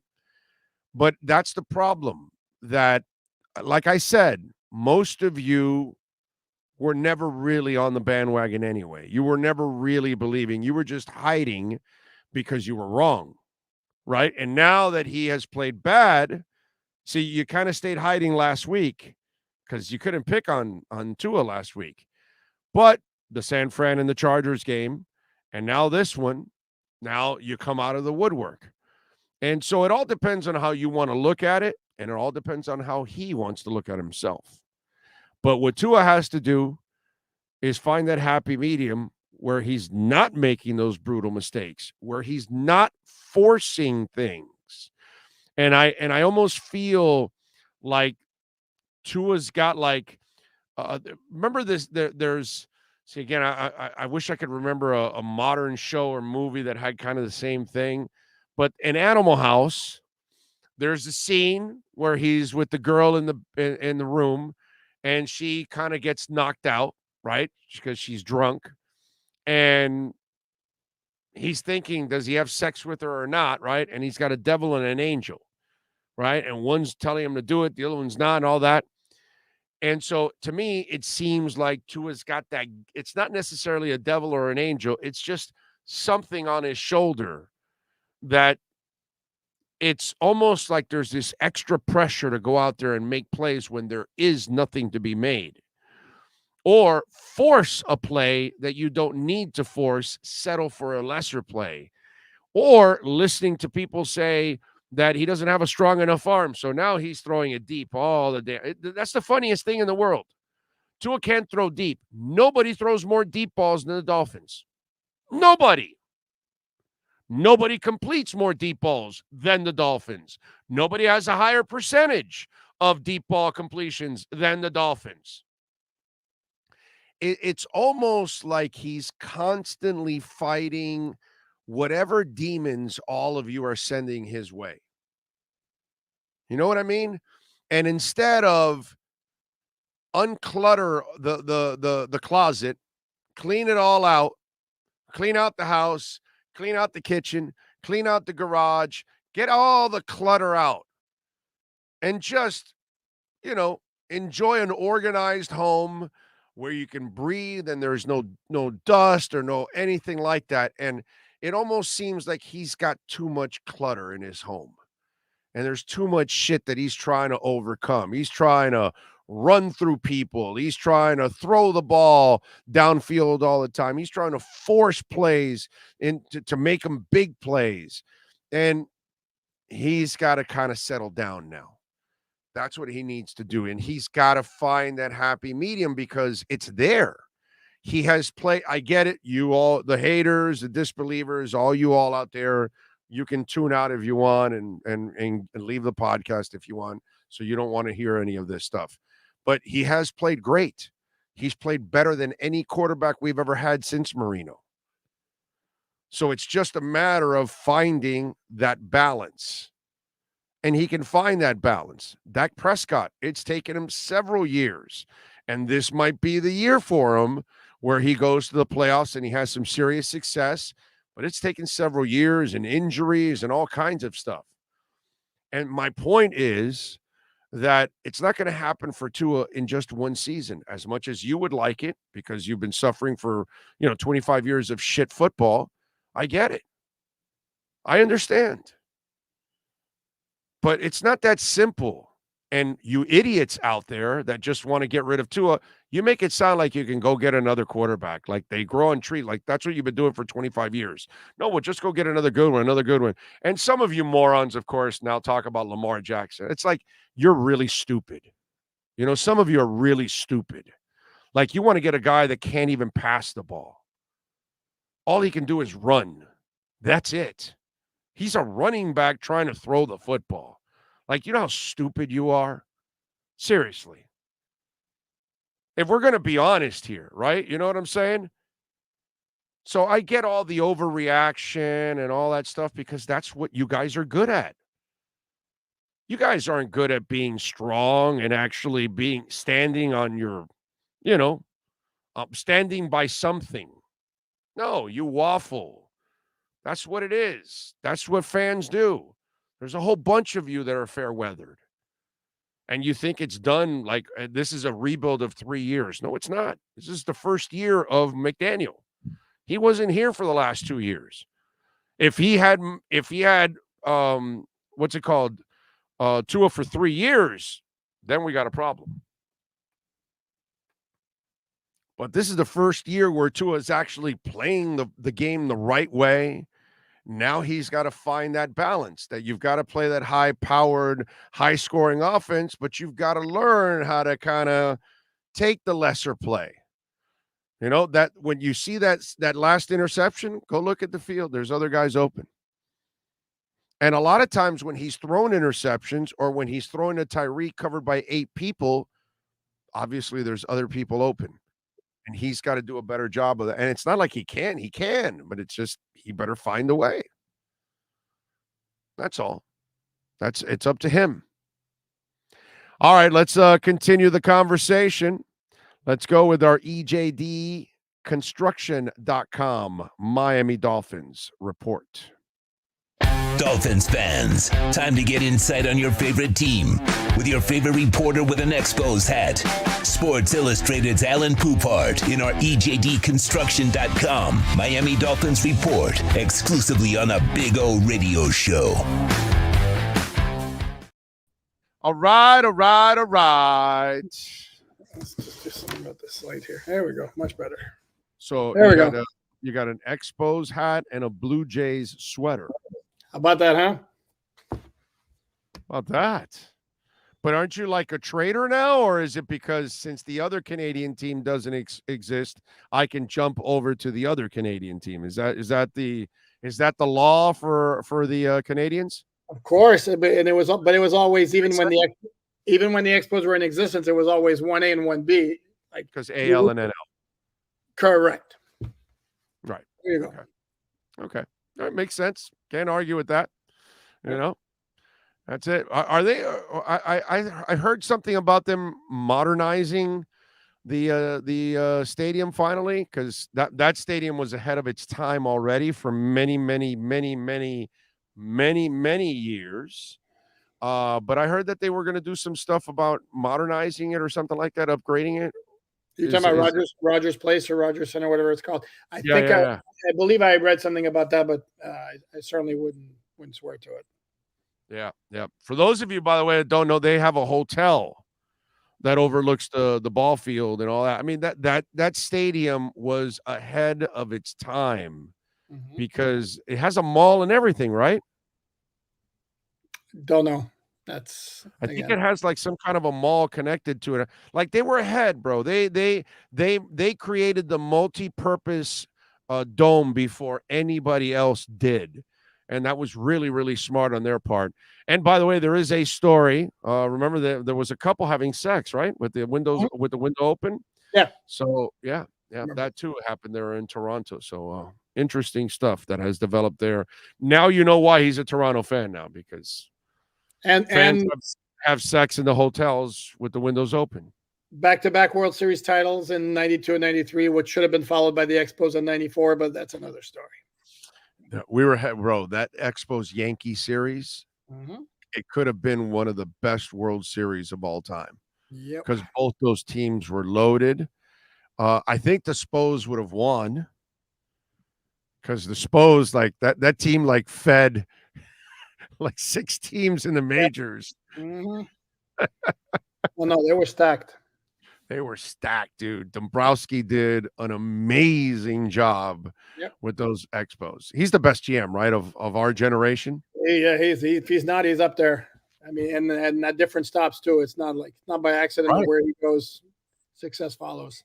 No, he would have. I think he would have won one with the Expos. Now the problem is, if things go the way planned, maybe we never get Dombrowski here. Correct. If they don't come back from the strike and basically have to liquidate everything, it's like, get rid of any player who makes any kind of money, and good luck competing. Can you imagine if they would have gotten an owner and kept Dombrowski and kept that team and all that? We would have never seen Dombrowski here or anything like that. So, that dude's amazing. I don't care what anybody tells me. What he's done everywhere he goes, they make an impact. Everywhere they go, they're a contender. That guy is absolutely. All right. It couldn't get any worse yesterday for Tua. It couldn't get any worse for McDaniel, I think. I think there obviously we could talk about the Mostert fumble. We could talk about not challenging that play, that somebody up there is in charge of that stuff and somebody screwed up. There's all these other little things that we can talk about that went on in the game that contributed to what went on. But to me, the bigger indictments fall on the quarterback and the head coach. Your thoughts? Well, you turn the ball over 4 times, and you can nitpick everything else that goes on in the game, and that's a losing proposition. And no, the problem with the Dolphins is what was so good about them is what's gotten them in trouble. Is basically they've made a killing with the passing game and the big plays with Waddle and Hill. And not only over the top, but the 20 yards over the middle that was open for most of the season. And all of a sudden now it's not open. And sometimes you have to accept that it's not there, and then you can't be forcing throws. And look, here's the thing though about the 3 turnovers in the fourth quarter. The one to Mostert, if he's running the run right, it's very clearly that Tua throws 5 yards behind him, and Mostert never turns around. So it's very clearly a mix-up there. Right or wrong. Yeah. Right. The one at the end of the game, is he throwing that pass if they're not in a 2-minute drill where they need a touchdown to basically to not lose the game? I don't know. I don't think so. So the only one to me that was really egregious and totally on Tua is the one to Hill where he's got no business trying to drop it in between. There's 4 guys. He's done it several times that he's more than covered. And it's like, dude, bro, do the math. If there's 3-4 guys around him, then there's a whole bunch of other guys open. Come on. Like, he's not why are you forcing it? I don't understand that. It's It's like He's not watching seeing the McDaniel go things. away from the run game. These are things I can't explain. It's the weirdest thing, dude. No, and there are times when he doesn't see things. There was one sack, which was a coverage sack, and then there's a replay that's shown from behind the offensive backfield, and there's Tyreek Hill running across. Maybe he's like 3 yards beyond the line of scrimmage, but he's still there's nobody around him. Why are you just not dumping the ball to him instead of hanging big? Obviously, because he didn't see him, but it's like these are things that you have to see, and that's when we talk about off script, off schedule types of things. This is part of what we're talking about. It's not just like scrambling for 15 yards when there's no play there. That's part of it. But no, this was, and it was the thing that's really disappointing. It's a major step back from what we saw in Buffalo, where they lost. Well, now they lost, and it's like, oh Jesus. Now it's like, are we so sure they're going to beat either the Patriots or the Jets after what we saw yesterday?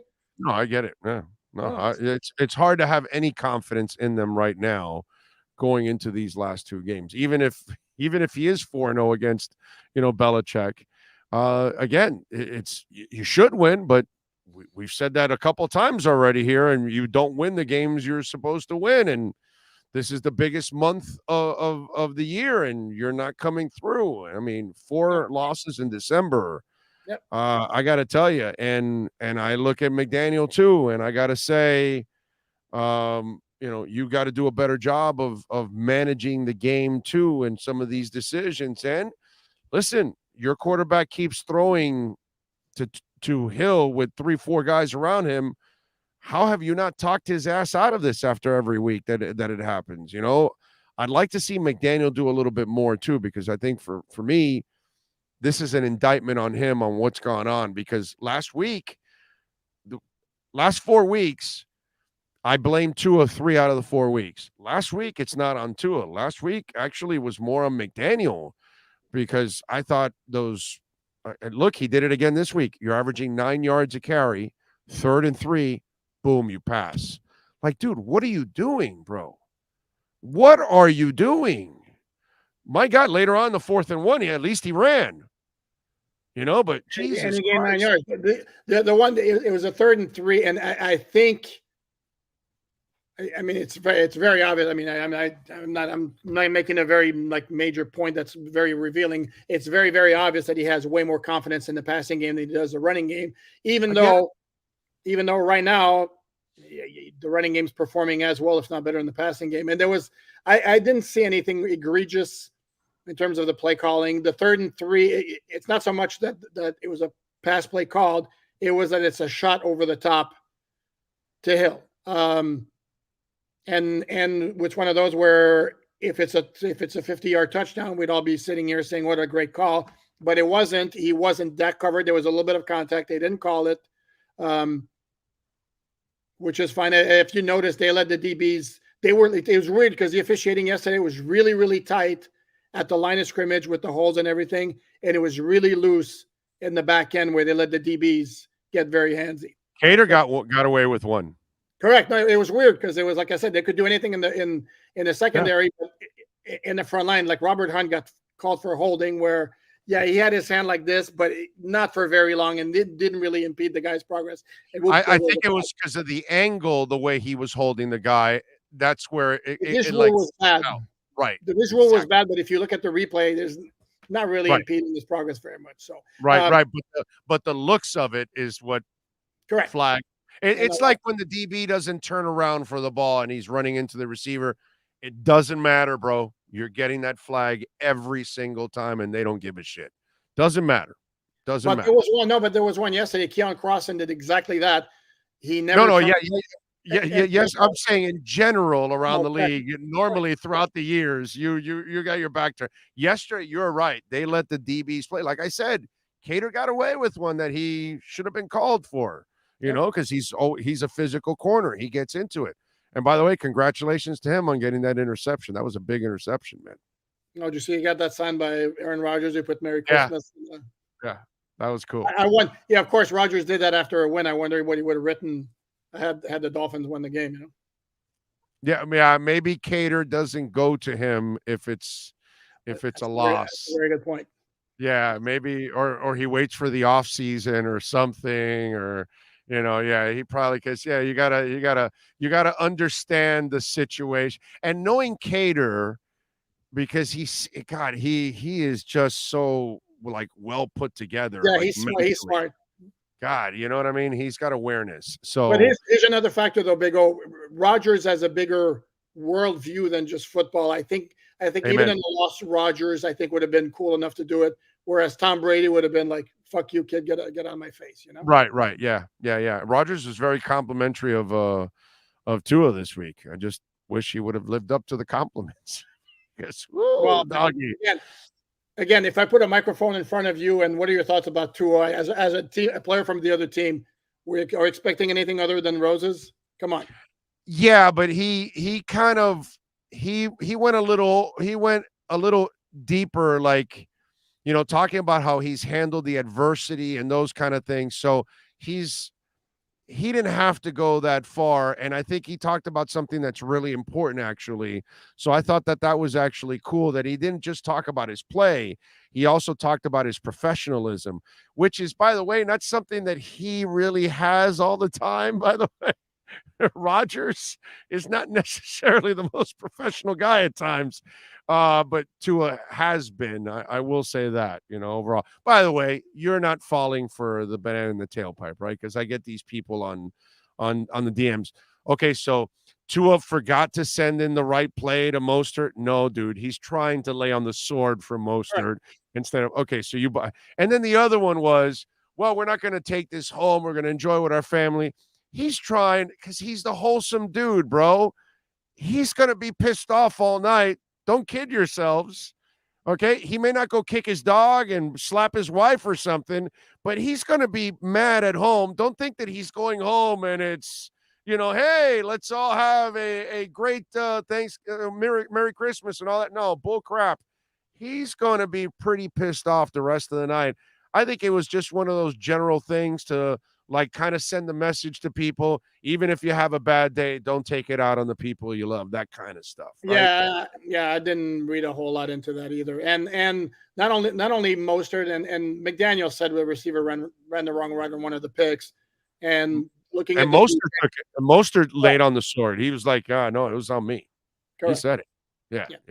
But I don't think a lot of people saw all the clips or read all the quotes. No, correct. And that's and they just went off what they saw and that's it. Like I have one guy, Steve, that is like convinced that he thinks Tua would have screwed up that play anyways. And no, dude, it's and by the way, this is the offense too complicated, Alan? Because everybody has run a wrong route. Everybody's made some kind of a mental mistake throughout the last few weeks. Different players at different times are making mistakes. Is Mike McDaniel running an offense that might be a little too complicated? It's everybody, bro. No, everybody. Would we be? We weren't asking this question. Wilson, you name it. Everybody. We weren't asking this question when they were 8-3. That's why I'm not.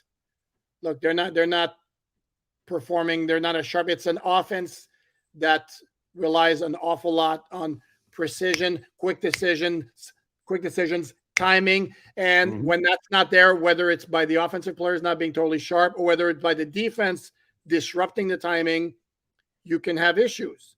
When it's clicking and everything's going right, it's pretty dangerous when you can have a Waddle take a 5-yard or 6-yard crosser and go 84 yards because nobody can keep up with him. Except for Tyreek Hill, who's downfield, lead blocking for him. So, yeah, I hear what you're saying, but let's also not forget that for many years that people were talking about how complicated Bill Belichick's defense was, and it was leading to championships. So would you rather have for correct me if I'm wrong, but for a couple of years now we've been complaining about how simplistic, basic, and lame the offense was.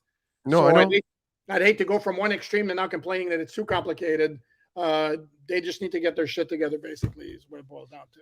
Yeah, no, there's no doubt. I'm just wondering if you're putting too much on their plate from week to week, and because there's constant mistakes from everybody, and that's not a good sign. If it was one guy screwing up constantly, then we kind of know, okay, well, that dude's kind of a screw up. He didn't really study his playbook that well, and he's, kind of lazy or whatever. But when I see it's Tyreek, here, it's Waddle here, it's Jeff Wilson here, it's Mostert there, it's all those kind of things. You just kind of wonder, hey, because it's been happening a lot lately, and that's where you're also concerned. Now, here's the other thing. While he tells you one thing, and we know what the offense is, and we know he doesn't fit the offense, has he still failed as a playmaker and as an offensive coordinator to find a way to use Gesicki more? Because you saw him yesterday. He made a play for you. And I know he's not a blocker, but I'm so tired of that because I always got tired of that with Omar, because Omar made it sound like everybody blocks and everybody's a two-way tight end. And in fact, that's actually a very rare thing to find, is a two-way tight end that's an impact playmaker. That's really hard to find. What's easier to find is a whole bunch of playmaking tight ends that don't block for shit. That's just kind of the way it is. Has he failed in his own way to not find a role for him, a consistent role? And by the way, a bigger target, an easier target for any quarterback, not just Tua. Yeah, the only place where I would say where you absolutely have to make use of Gesicki is red zone and goal line, and they've had pretty good success as far as that concerned, unless my memory fails me. And it's very possible that there are two issues there. I think Mike McDaniel looks at Gesicki and goes, "Yeah, he's not a tight end. That's a tall wide receiver." And I have my wide receivers, Hill, Waddle, and I like and trust Trent Sherfield as a third guy more than I like Gesicki. That's number one. And then the other issue, and this would require like a massive breakdown film study for several hours or weeks or days. Is it possible that Gesicki needs the kind of spacing in areas where Hill and Waddle are taking care of that? Because here's the thing again, the Dolphins tagged Gesicki before they were ever aware that there was a possibility they could end up with Tyreek Hill. And sign Cedric. Except Cedric's not playing at all. I'm just saying that both those guys were, made decisions before you could even acquire Tyreek, which would have changed everything. Correct. That's fair. And I think once they got Tyreek, I think McDaniel's vision for the offense completely changed. And it was like basically scrapped everything he had written down. And in his new vision, there's not a role for a 6'6" tight end who's basically a tall wide receiver. So, no, I mean, it's bad optics, and it's weird for a guy you're paying almost $11 million. I mean, he's played 12 snaps the last two games. And I mean, it's crazy. But no, he's not a fit. And if you start featuring him, are you taking away from Hill and Waddle, who basically are the two guys who make this offense run? No, I know, but I think what we've proven, or what's been proven, is that, yeah, Hill and Waddle are amazing. We all know that. But you got to add other elements to the offense. It can't be an overbalance of Hill and Waddle, because that's also what's getting you in trouble too. And let's be quite honest. So you're forcing the ball to Tyreek at times when he's got multiple guys covering him. And let's be honest, you give Waddle a lot of balls, but you also will get a brain fart or two along the way with those. So spread the love a little bit. Sherfield came in focused this week after that drop. He made the catches that you sent to him on third down, both of them. Catches, yep. Exactly. So keep using Trent Sherfield. Right. Use the backs out of the backfield. Mix it up a little bit more. You've got other weapons. I get you've got two amazing, twin turbo Porsches out there that can just fly. But because you have those twin turbos, you also will be opening it up for other people. And I'm just saying, and the running game, dude, when it's working, what are you doing? What the hell are you doing, bro? Keep using the running game. Keep the opposing quarterback like Josh Allen and Aaron Rodgers off the field, bro. You don't do that by a 70-yard touchdown, but if you get a 9-play drive or a 7-play drive that you're gouging them for 7 or 9 yards, you're keeping them off the field for a longer time, and they have less opportunities to get back into the game. I mean, there are ways that he can spread it out and it's there for him for the taking. He's got to be able to do it, him and Tua. No, I don't disagree with you, but Sherfield's made a lot of good like third down catches throughout the season. He had 2 yesterday. I like him. Yeah, no, I like him too. They don't throw a lot to the backs. It could be something they can do. It's weird as I look at the game yesterday, and again, it's 4 straight games now. They're getting outsnapped their offense by a lot. And if you look at yesterday, it's not because the defense sucked. I mean, Green Bay was 2 for 14 on third down. So the defense did some good things. The Dolphins are not converting well on third down. Once again, the defense kept you in the game like they've done all effing year. They do enough. They keep you in the game. You're in with 1 score. You got your high-powered offense. Score the goddamn points, dude. You know, whatever. No, I mean, dude, you had the ball literally 28-yard line. No timeouts, which isn't ideal, but it was like a minute 55 left, 72 yards, go win the game.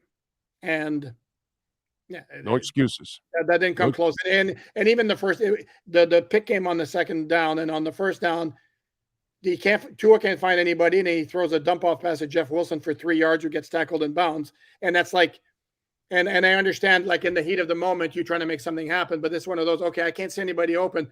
Don't check it down. Correct. Because the amount of seconds you're going to lose to gain 3 yards is ridiculous.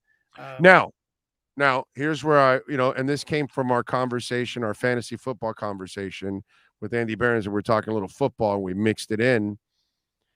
Here's where we can't get carried away, and I know it's going to happen because plenty of people didn't believe in Tua, so they're already off the bandwagon. They were never really on or whatever. The kids played at a high level, higher than any quarterback you've ever had since Marino. Now he's had some really bad moments, too, at the same time. But let's understand, this is the first year under this offense with Mike McDaniel. And I'm looking at Dak Prescott. And Dak Prescott has been at this for, 5-6 years now? And he hasn't had those moments that everybody's been waiting for. Maybe this weekend against the Eagles, this was his watershed moment where he kind of, moves over to that level. And we'll see if the Cowboys can finish it off and all that. But my point is, it's still a process here. He's still a young quarterback. So to expect him to be the finished product, to hit all the right guys, make all the right decisions, be clutch in every moment at this point in time, maybe it's a little too much to ask, in this first year with this coach. Maybe we got to give them another year to see McDaniel come back and improve himself, Tua come back and improve himself. But it's kind of crazy to make an end-all, be-all determination after 1 year with these two guys together. That's just me. Correct, but that applies both ways. So to me, it applies. It's perfectly fine to bring him back for next year, and I certainly would not give him a long-term extension. No, he ruined that already. He ruined it already. Right. So he gave you the green light. Now, Lee Steinberg now has to sit down, put tape on his mouth, and shut the hell up now. He can't approach them for anything. If he would have finished the season the way he started, you would have no effing choice but to agree to a deal that starts right after year 4. Now, his new contract will start after year 5 because of how he finished this season. He ruined it for himself, actually. That was big yesterday. This last month actually was enormous for his near future. Correct. He ruined his near future right now. Correct, because I'm perfectly happy with saying that there is no clear definitive. You can't. Oh yeah. Answer at this moment, but that applies as well to those who were ready to anoint him a month ago when the Dolphins were 8-3, and I'm hearing correct. It's like, and I think I did it, at least in my mind. I was like, okay, can we just gather all the data through the entire season? Let's revisit this after the season's over, and then have a clearer picture. Yeah, I was wrong. I thought he had crossed the threshold already and ready to go, but I'm wrong. But I'm not ready to give up on the kid, please. I need another year, and then we'll figure things out. Now, listen, redemption can only come one way, Alan. Correct. And it's not winning these 2 games. It's actually winning a playoff game. That's really the only redemption that's left. Because winning 9 or 10 is exactly what the last coach did. And they gave you all the offensive things you needed. So you were supposed to win, in my eyes, you were supposed to win 11 or 12. So now you have failed in doing that because this was your last chance to do that. If you win these last 3 and you win 11, I'm good. Now, okay, McDaniel did better than the last coach. Now you got all the stuff you need on offense and you couldn't do any better. And as I've said all year, the defense has not cost you any games. They have kept you in every single game. And you had a chance to win all the games with your offense. You were within 1 score and you never got over the hump and all those things. So now we got to, see how this whole thing finishes. But I think you got to kind of give them, another year to kind of figure this thing out. And then we can make a real determination on, does McDaniel learn? Did Tua get better? Did he make that progress and those kind of things? Because what Tua's going to play for next year is to get tagged, not to get contracted. Well, what he'd like is to get the long term. He would have to have a lights out year. You know what I mean? But the only redemption now is this year. You got to win a playoff game. That's the only way that you watch the season. And the other factor in the whole quarterback equation is and this is speaking for those who want to move on, is there going to be a better upgrade? If there's a clear upgrade, you make the move. Is there going to be a clear upgrade next offseason? No. I don't think so. I don't see it out there. So that's no. And don't make it. The problem with those people is they make it sound like it's been easy for 25 years to go find a quarterback. And so they had the problem is they had a couple of shots and they keep at every turn when there's been a fork where they could get the guy or they could go the wrong way, it's gone the wrong way. Let's be honest here. And let's be honest. We only got Marino because of luck. Correct. Oh, correct. You know what I mean? That's the funny part. Only one of the 5 guys picked before him, or 4 guys, right? Right. 4 guys picked before him was a Hall of Famer, was amazing, was Kelly. The rest of the guys, you could have ended up with O'Brien and Blackledge and what was the other one? O'Brien, Blackledge. Kelly, Tony Eason. It was 5 before him. It was 5 before him. We know it was 5. Back. Yeah. Elway, Kelly, Eason, Blackledge. Oh, that's right. That's right. Elway and Kelly were the Hall of Famers. Right. The other 3, you could have ended up with the other 3, dude. And so Miami got lucky that Marino had a shit year his senior year because he threw 19, 23 interceptions or something. And there were rumors that he was a party guy and all that kind of stuff. And so he falls by luck to Miami. And the rest is history. So it's interesting how you get the weird karma that for years you're trying and you can't, dumb luck is what the reason why you landed it last time. You know what I'm saying? This time you're trying and it's been a mission. So I would stick with this kid another year because, you look at other quarterbacks, others took a while, whether it's Breeze, maybe Dak Prescott now has turned that corner, all those kind of things. Sometimes I'm not. No, but he did play well this week. He played. But he's not easy. You can win a Super Bowl with him. And the other problem too is in the AFC. To me, I look at 5 guys who are clearly franchise guys: Josh Allen, Burrow, Mahomes, Justin Herbert, and yes, Trevor Lawrence. And that's what you're going to have to deal with that for the next 7-8 years. It'd be nice to have that kind of guys. And if it ends up that Tua is that guy, great. But you need that kind of guy to be able to compete. Yeah, on a year in year out basis. All right, what do you got going on? Oh, by the way, they fired Nathaniel Hackett, which was why the NFL. Why? Because he's Cameron of the West Coast. It says, on behalf of our ownership and organization, I want to thank Nathaniel Hackett for his dedication as a head coach of the Broncos. We sincerely appreciate Nathaniel's efforts and wish him and his family all the best in the future, since they're taking a lot of money with them that is guaranteed. I'm sorry, I added that part. Following extensive conversations With George and our ownership group, we've determined a new direction would ultimately be in the best interest of the Broncos. This change was made now out of respect for everyone involved, and it allows us to immediately begin the search for a new head coach. We recognize and appreciate the organization's championship history, and we understand we have not met that standard. Our fans deserve much better, and I can't say enough about their loyalty during such a challenging stretch for our team. Moving forward, we will carefully evaluate every aspect of our football operations and make whatever changes are necessary to restore this franchise's winning tradition. I will lead our head coach search with support from our ownership group and George, whom I have confidence in, our general manager, George Patton, right? Our guy from here. Yep. Remember George? He was a good dude, bro. I haven't talked to George in a few years, but from what I remember when he was here in Miami, one of the good dudes in this business. As we begin the process of selecting our next head coach, we remain focused on playing competitive football to finish the season on a positive note, even if we have Russell Wilson. I'm sorry. That was me. I added that again.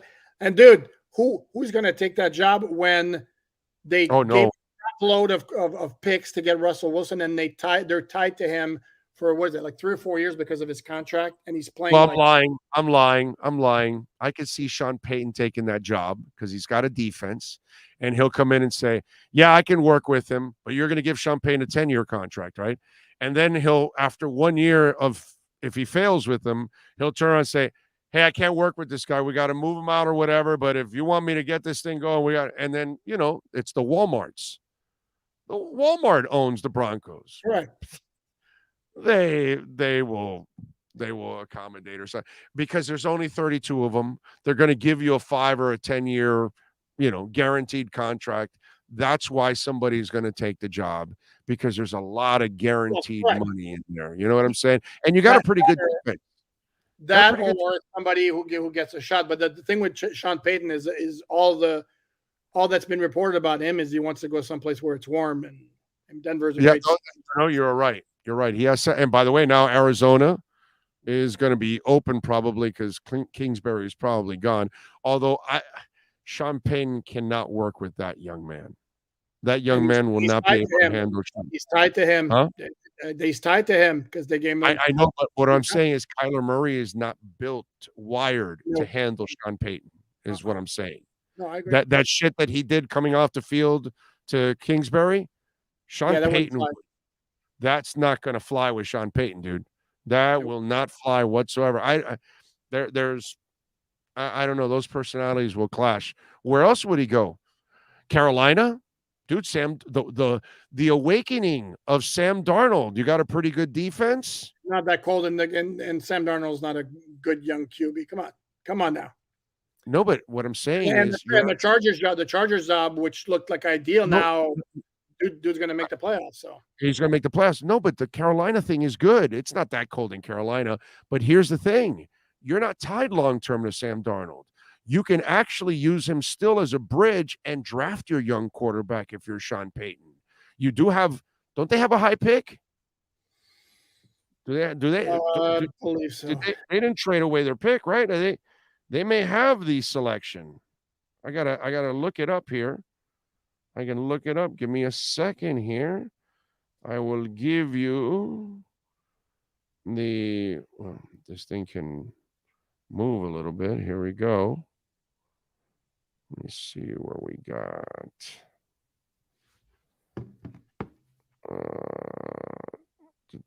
Where the hell is where's the order, damn it? Okay. Carolina's number 8, dude. Okay. In the draft right now. That's not bad. Carolina is not. Atlanta too is available, right? Did they? Oh no, Arthur Smith's not going to get fired. He'll be fine. He'll survive. No, and here's the other thing though: is are the Saints going to make it painful for Carolina to hire him? Because remember, they have to get compensation. That's right. They own his rights. You have to trade for him. Mm-hmm. Oh shit! Yeah, that's not good. Yeah, do the Saints really want to have to deal with him in the same division? No, not only that, it's because you have the number 8 pick. They're going to want that number 8 pick, and then that's your quarterback. So he's going to go, no, dude, now that screws me that I can't get my future quarterback. So no, I'm not doing that. So that's going to be, I forgot about that. How does that work? I got to plead ignorance here. So if he had 3 years left, does he literally have to wait 3 years and on the fourth year, or whenever he comes back 5 years later, because he didn't complete his contract with them, they still own his rights? How does that work out? Yeah, Does that's it work a good question. That's a very good question. Like when you draft somebody, you No, own their correct. rights for a year. If he doesn't sign with you and he says, no, I'm going back in the draft next year, then you're going to have to redraft him in order to own his rights again. And obviously you're not going to do that. So it's just one of those things. I wonder how it goes with coaching, because I don't know myself what that is. Yeah, and it also depends. Yeah, I don't know. I don't know if they. Yeah, it's a good question. I'm going to plead ignorance as well. By the way, the Bucks also may be available for him.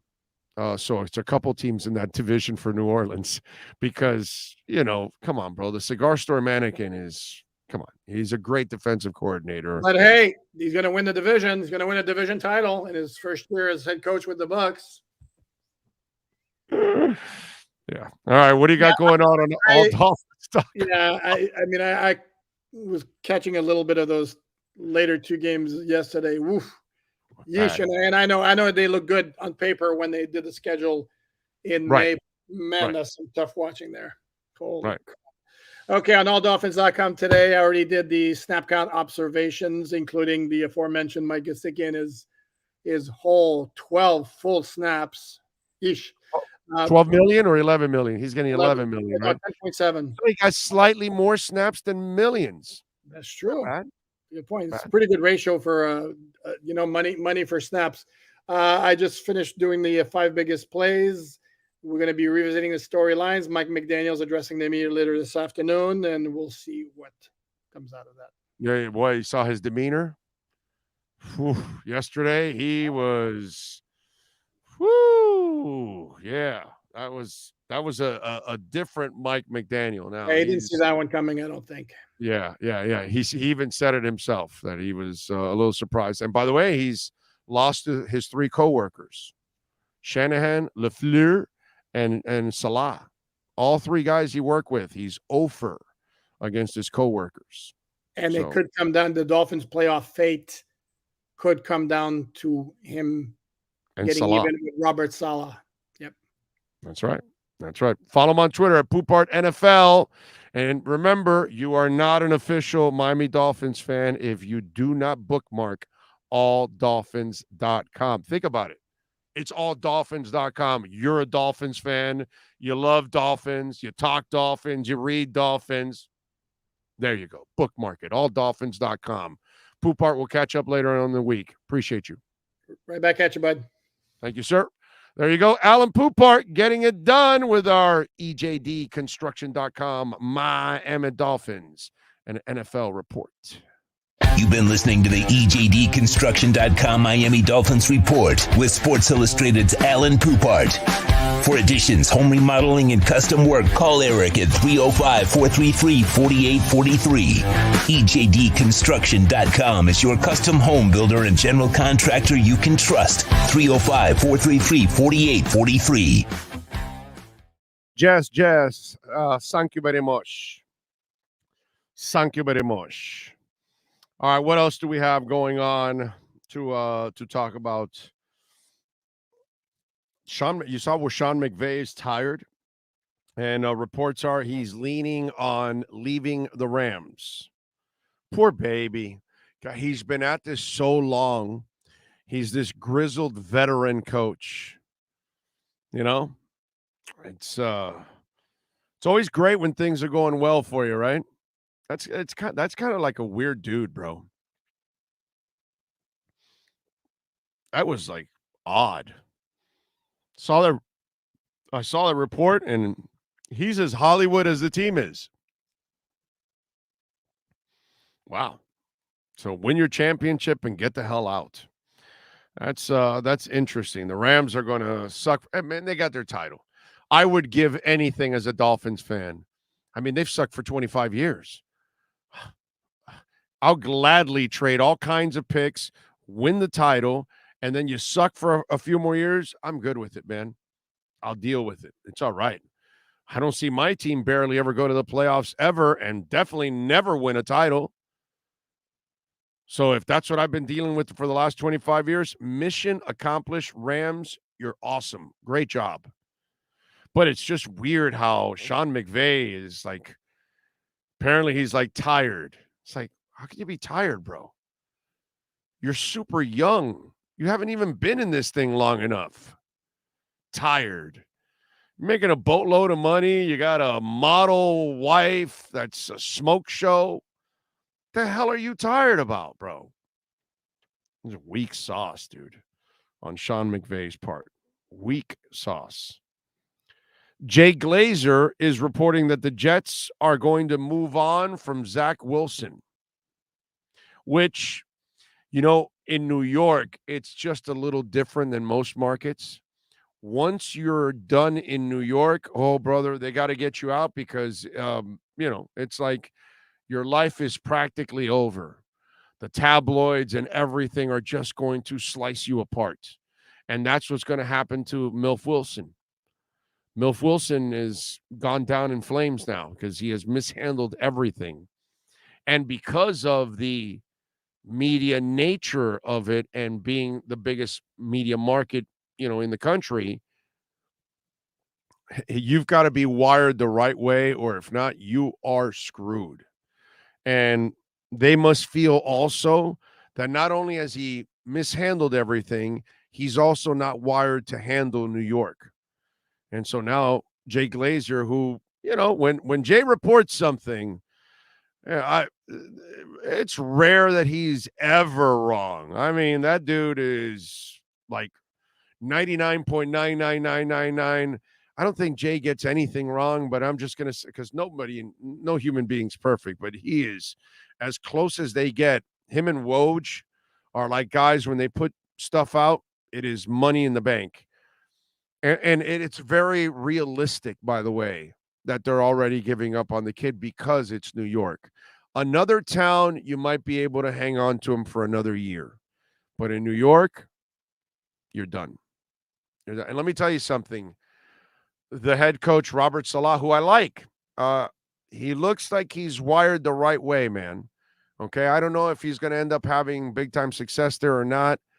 I may not believe in their quarterbacks, but I kind of like what Salah's doing. The GM's done a really good job overall. But he screwed up in one thing. Okay, and I don't know if it caught him by surprise and he didn't know it was brewing. But the day that all the players were wearing the Mike White shirts and getting on the bus and it went viral and all that stuff, you basically, as an organization, as a head coach, as a team, you basically told Zach Wilson to go F himself right there and then. You basically told him, you don't matter anymore. And that is bad for you as an organization, bad for the kid, and there's no chance at you rebuilding that relationship or rebuilding his confidence so you can at least try to move him. Now you're going to just outright release him or trade him away for like a 7th-round pick that somebody will take him off. I doubt it because of the salaries. But, you kind of, in hindsight, when you look at it, that was a bad move. Now, here's where I can't blame Saleh. I don't know if he knew about it or not. And sometimes as a head coach, you're not going to know everything that happens. And then that happens and it catches you by surprise. And at that moment, you're trying to ride momentum and you're trying to, right the ship and you're trying to fix things. And so players are in the locker room. They know who can play and they know who can't. That you can't get away with that in the locker room. You and I can disagree about stuff. Media, fans can talk about it, and we don't have all the facts, and we may not know the entire story, and we might be right about one guy, we might be wrong about another guy, but in that locker room, they know exactly who can play and who can't play. That cannot be hidden because it's in the game, it's in the practice, it's in the game film, and you can't hide from that eye in the sky. There's no way of hiding. It catches everybody. Crazy stuff. Zach Wilson is out. Whew. We shall see. We shall see. What else do we what else is there to talk about? Heat, by the way, tonight, 7:30. Panthers are off till Thursday. They lost to the Islanders on Friday, 5-1, dropping them under 500, just like our local team. One's 15-16, the other one's 16-17. Thursday, by the way, they take on Montreal, who's also, isn't it interesting? Two 15-16 teams will meet on the ice on Thursday. Tonight, the T-Wolves and the Heat, both teams are 16-17. Really crazy stuff, man. Let me see what we got. And did I miss any super chats, by the way? Any of them come in? Just in case. I don't know if I did or not, my friend. Please bring them up, Sean, if I did. Let's see here. Let me make sure what we got here. Andrew, thank you for the love on Cash App, my friend. He says, for Tua can't read defensive adjustments.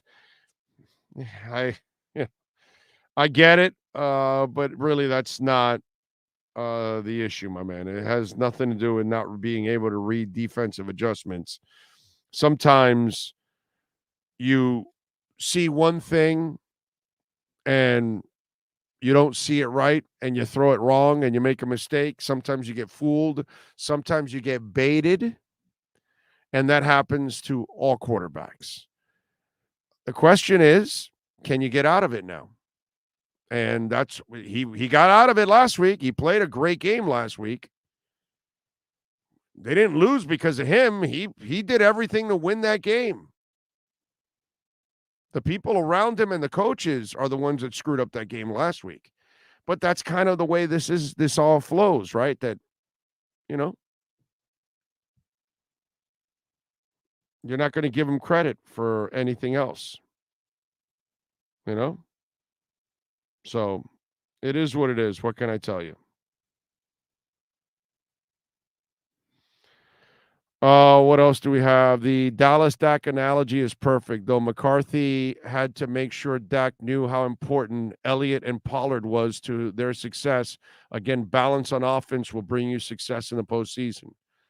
Well, you better tell Mike McDaniel to count on the damn offense, count on the running game. That's the problem. John Rouse, anyone we can tank for in the second round. There's no tanking for the second round, John. And again, remember what I tell you all the time. It's not where you pick, it's who you pick. So you can find a good one everywhere. George says, Big O, good point in the Mike White shirt. Wilson lost the locker room at that point. Amazing that the Wilson experiment actually turned out much worse than the Sanchez one ever did. Yeah, but the Sanchez one was, the butt fumble is, it's one of the more entertaining things in the history of mankind, that butt fumble. The problem with Zach was it's a guy thing, okay? And I'm sorry, ladies. All right, when I explain this, I'm going down Neanderthal Avenue here. Okay, ladies, I got to apologize ahead of time, but I'm just telling you because guys are Neanderthals. And so the Zach Wilson thing wasn't about his play. It was about him banging older babes. That's all it was. It wasn't like he was a great quarterback. Even when they were winning, if you actually watch the games, he barely did anything positive in those games. The best thing he did was he didn't get in the way. The running game and the defense and all, it kind of Mark Sanchez even made more plays than he did. And he wasn't very good. But at least Mark made a couple of throws. I'm going to give Sanchez some credit here. This kid was nothing. But he was riding the high that, his hot mom is in the news, and then he's banging his hot mom's girlfriends. And so that's a thing that's like a a thing that all guys have in their minds. Either they've done it or they wanted to do it when they were young or whatever. And so they go back to those memories, or they wish they had done it when they were young and they wish they had the power of Zach Wilson to be able to be a MILF magnet and all those kind of things. And so it's just one of those disgusting things about guys. That's all it was. There was no love affair about his play. The only thing I could ever hear idiots talk about is his workout leading up to the draft. He lived off of that workout and MILFs. And that's what made him cool. It wasn't like Tua, 6 touchdowns coming back from 21 points down against Baltimore. You know, those kind of things that, wow, holy crap, this guy can play. Holy crap, he's throwing deep balls all the time. You know, all the arm queens out there now, right? Oh, Tua can't throw deep. Well, nobody throws more deep than Tua. Nobody completes it more than Tua. Nobody has a higher percentage of deep pass completion percentage than Tua. So Tua got a little love for at least having success on the field. The Zach Wilson thing had nothing to do with play. Had everything to do with lay.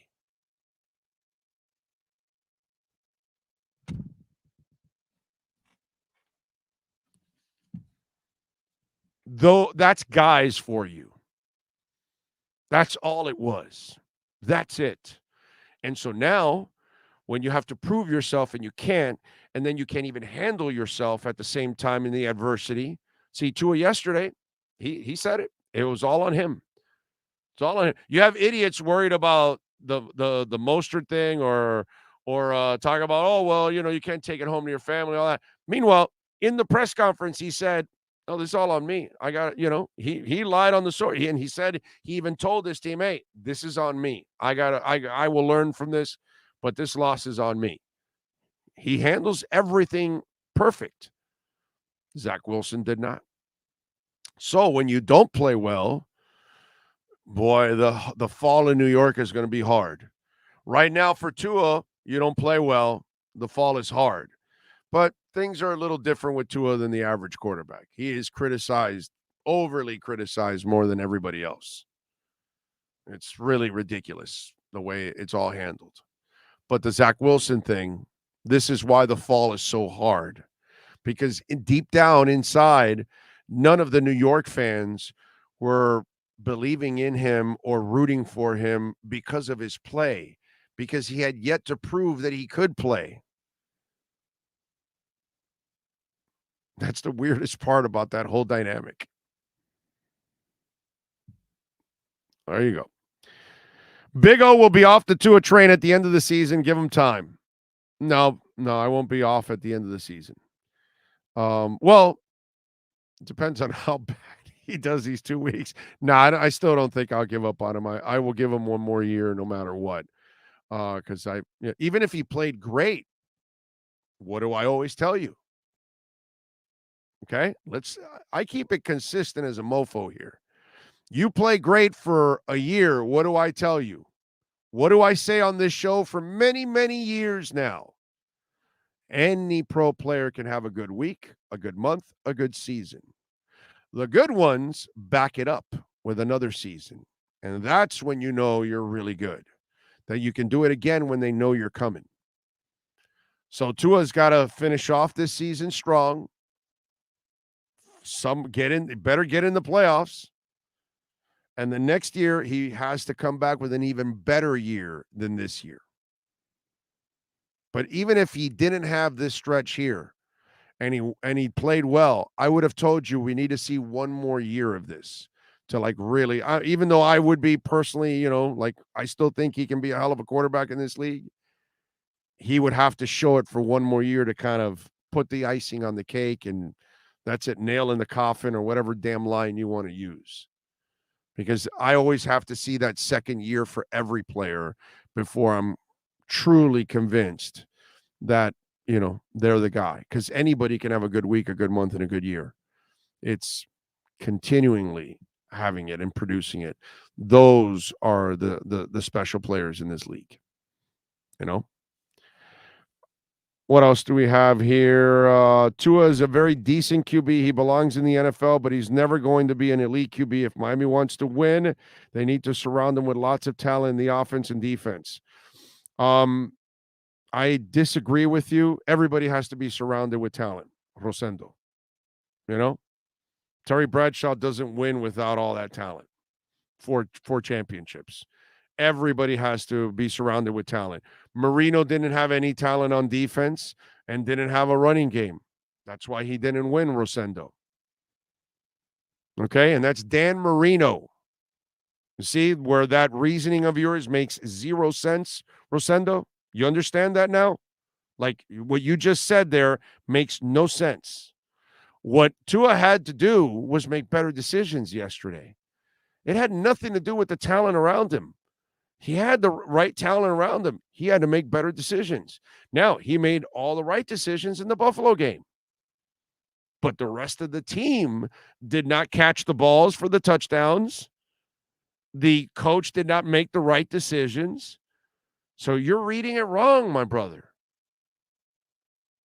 Everyone needs talent to win. That's how you win.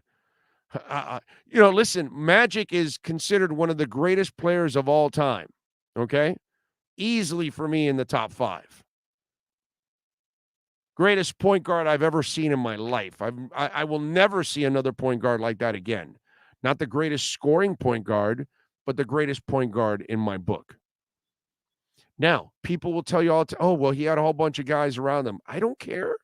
He made them better. And that's how you win. Michael Jordan used to get his ass kicked when he had Orlando Woolridge and Rory Sparrow. But now you give him Scottie Pippen, and you give him Grant, and you give him Cartwright, and you give him Paxson, and you give him Hodges, and you give him Kerr, and you give him Rodman, and you give him all these guys over the years, and he wins 6 titles. That's how it is, Rosendo. Everybody needs talent, my brother. Everybody's got to be surrounded. Nobody wins a championship with nobody around him. That's a ridiculous statement on your part. Everybody needs talent. That's just the way it is. And that's how it's always going to be. The Yankees win all kinds of titles because they're loaded with talent. Not because they don't have any talent. Ernie Banks didn't win a championship with the Cubs because he didn't have Theo Epstein, and he wasn't born 50 years later.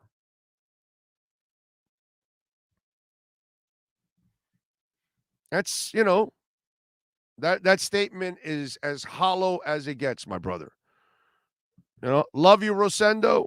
Love your positive words like you put in, but sometimes you're off, and there you are. And we all are. I am too. But everybody needs talent, dude. Dan Marino did not win because he did not have enough talent around him. Are we clear on that, Rosendo? Okay? But Tua's problem yesterday had nothing to do with talent. He made the bad decisions, and that's why they lost.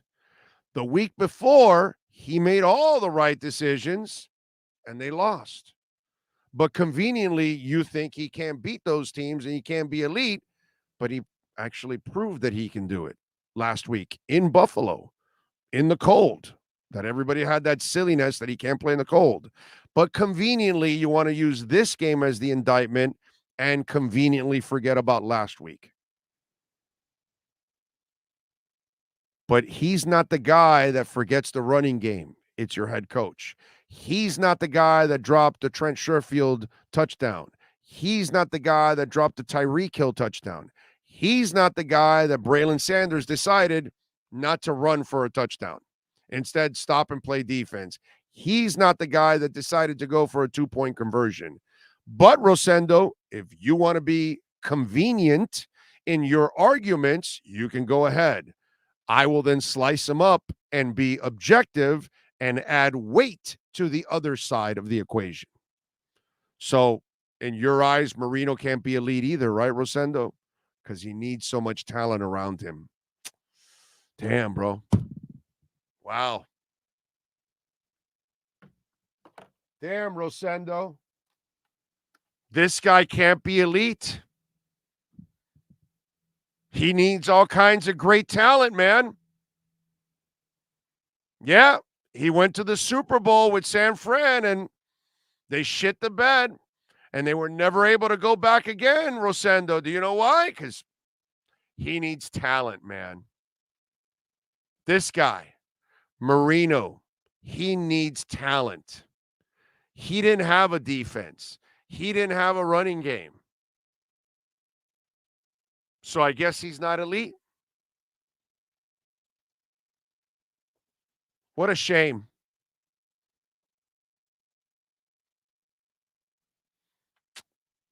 According to Rosendo, Marino definitely is not elite. Can't win.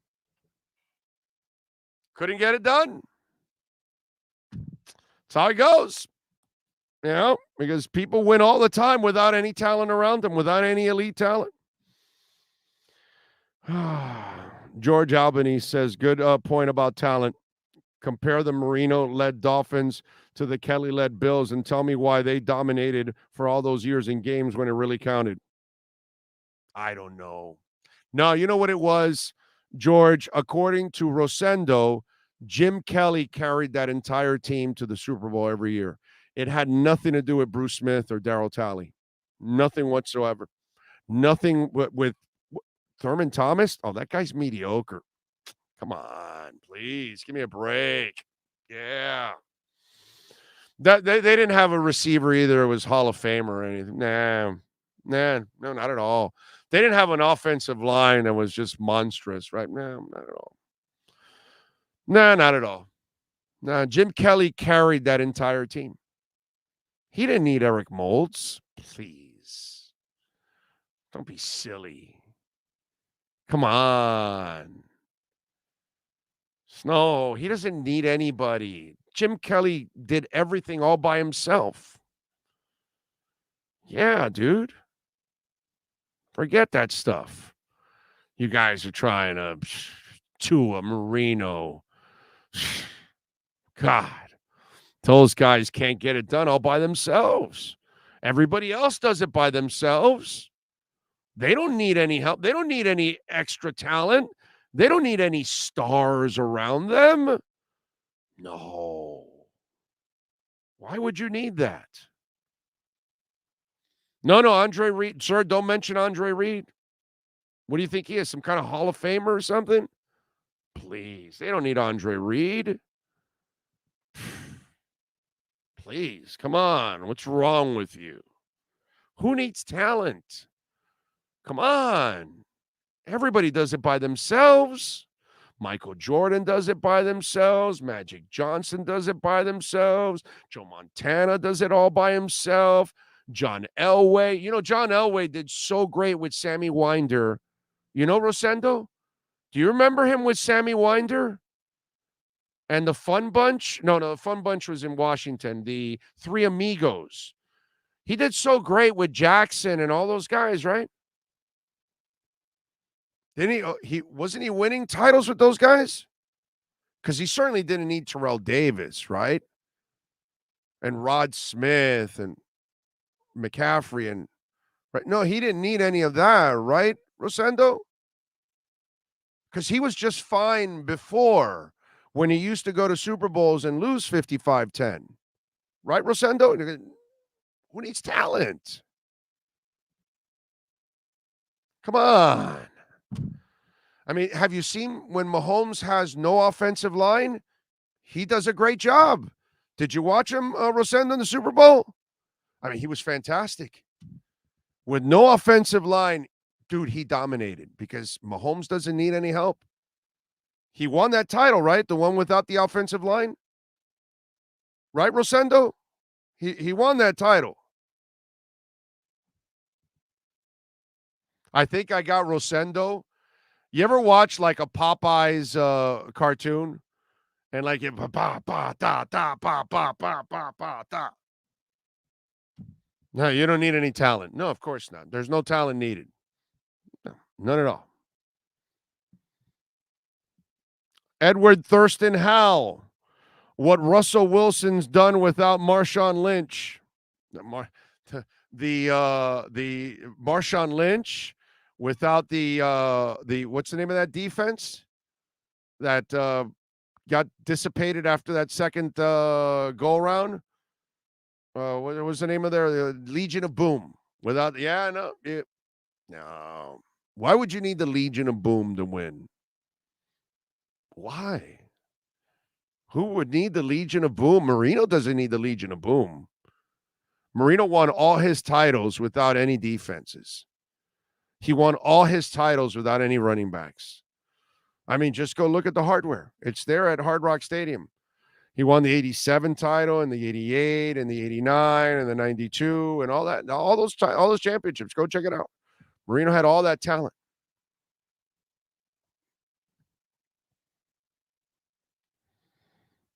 So there we go. Big O, question for you, sir. Tua had been off since he announced that he is becoming a father. Do you think, Emilio, was he off last week? I'm sorry, did he announce being a father after last week? Did you call the Buffalo game off? Thanks for playing. I appreciate that. But, I don't even need to finish out anything else after that. If anybody thinks that Tua played bad last week, then you really hate Tua, bro. Like, you can't stand Tua. I mean, if you're blaming him for all 4 losses, then, there's not much up here for you. Like Emilio, obviously not very smart. Like, the guy played lights out last week. He did everything you can possibly need to win a game in Buffalo. And the rest of the team, for one reason or another, effed up on top of the coach more than anything, and then the players after that. Yeah. No. Yeah, Emilio. Yeah, he played really bad last week. Yeah, did he announce like a couple of days ago that he was a father? Is that what it was? I get it. So he's been playing now. Okay. It was a month ago. Yes, Emilio, and he has not played bad for a month. He has played bad in 3 out of 4 weeks, sir.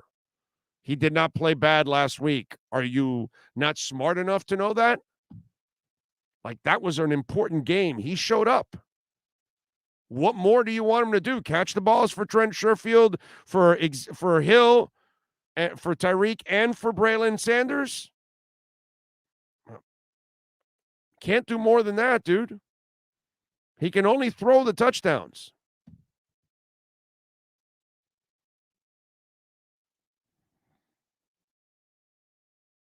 So I'm just saying, man, some of you out there, it just gets to a point where it's a little ridiculous. You got to be fair to the guy too. I get it. You're pissed at him. You don't believe in him. That's fine. But, let's not make it sound like he had any fault last week. He did his job last week. Everyone else in different parts failed. Andrew Fallon, thank you for the love on Venmo. Remember, Cash App or Venmo, Cash Big O Show. And you can donate Bitcoin too. Andrew says, I think Tua did lose the game yesterday. Hell yeah.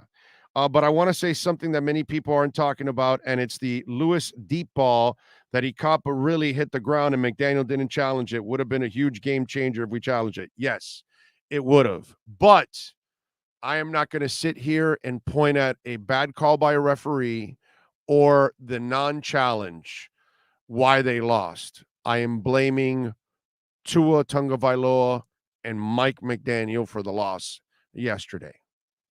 Those are the 2 people that lost the game specifically. Okay? Yes, Mostert's fumble. I can talk about different things that went on in the game that changed the game too. But in the end, Mike McDaniel's coaching, and especially Tua Tagovailoa's decision with those 2 interceptions in the fourth quarter, absolutely unacceptable. I'm not, as much as I love Tua and I'm supporting the guy, I'm on his bandwagon. I got his back. I'm not off the bandwagon, but I don't do this game. I don't play this game where I'm going to make stuff up for him. Okay? Not doing that. He screwed up yesterday. There's the main reason why. But I'm not going to allow anybody to say that he's the reason why they lost last week. Because it's really convenient to say, oh, he choked this week. He didn't choke last week. He balled last week. He showed up in a big moment on the road in a difficult situation. He showed up. Yesterday was not a difficult situation. He was home, dude. I can't explain what the hell happened yesterday. If he had this game in Buffalo, I would have been able to understand it a lot more. Hostile territory. Bills fans are going nuts. They're diving on tables, breaking their backs. And, it's a tough situation. Hell of a team, the Bills. Hell of a defense. You weren't facing that yesterday. I don't know what the hell happened to the kid yesterday, but he effed up big time. That stupid, what's that called? That pass that he tried to, what's that called when you, it's not a pass, but you're like underhanding it. That was a stupid play on his part. Then he reared his ugly head again where he hung onto the ball in that sack and he fumbled. And luckily that Hunt recovered. Another stupid play that rears its ugly head that you don't need to do. I can't explain what the hell happened to him yesterday. Can't explain it because that wasn't the dude I saw the week before. Now it's the dude I saw Chargers and Niners, but it's not the guy I saw last week.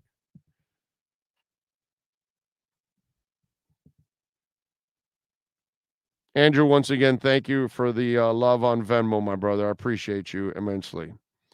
Very kind, as always, all of you out there supporting our show.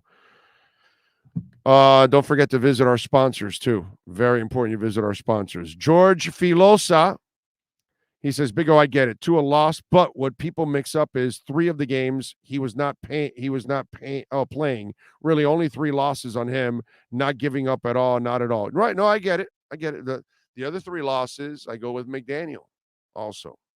That's where, for me, McDaniel and the offense have failed in all 7 losses. That's the scary part about all of this. Gary says, have you noticed the Dolphins fall apart whenever Sanders misses a late field goal in a close game? Don't underestimate the psychological effects it has on the team. Momentum is a real thing. Gary, the fumble by Mostert, not challenging the tight end call, the Tua interceptions, the Mostert screw up that allowed an interception, all of those things besides the Sanders field. All Jason Sanders did with that miss was just put a nail in the coffin, like cut his ass at the end of the season and go bring in a new kicker. And maybe because you have him under contract, you keep him and then you bring in another kicker for competition. And if the kicker does well, then you cut Sanders and he's history. So there we go. All right, we are out of here. We got to thank Ira Winderman, Alan Poopart, Andy Behrens for joining us as always. By the way, before I go, I'd be remiss if I did not mention, because I know we have a lot of listeners all throughout the northern states, and I think the death toll, sadly, is up to 40 already with this cyclone bomb or whatever it's called that's gone on throughout. And I know a lot of you have gone through some really, really tough times here over the last couple of days. I just want you to know that on behalf of all the listeners, everybody down south, we are praying for all of our Americans up north who are going through some really, really tough times and terrible accidents, and just to end up losing a loved one during this time of year is devastating. So I just want to make sure I mention that, because I'm sure we have a lot of our listeners that are going through these tough times all throughout the northern states of this country, as we've been just pummeled with this terrible storm. us wussies down here in South Florida, we're just dealing with some cold weather, and it's gotten to me, I gotta say, but my blood is so thin that I love it for sleeping. I hate it for just going around. But what I see up north and what's going on, and the ice in Seattle and everything that's gone on, and from Kentucky to Ohio and Minnesota and out in New York, and especially in Western New York, where it's been absolutely brutal for our friends in Buffalo and Rochester and all those areas. I'm sure Vermont and all those areas are just absolutely being pummeled. Everything around the lakes, on the west side or the east side of the lakes in our country are just getting absolutely pummeled. And so you all stay safe out there. Our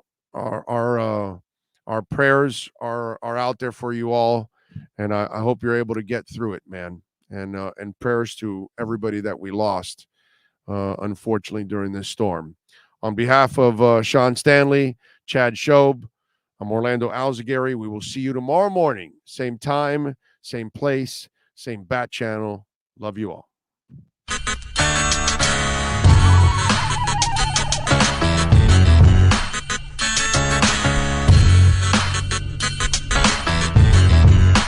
This is the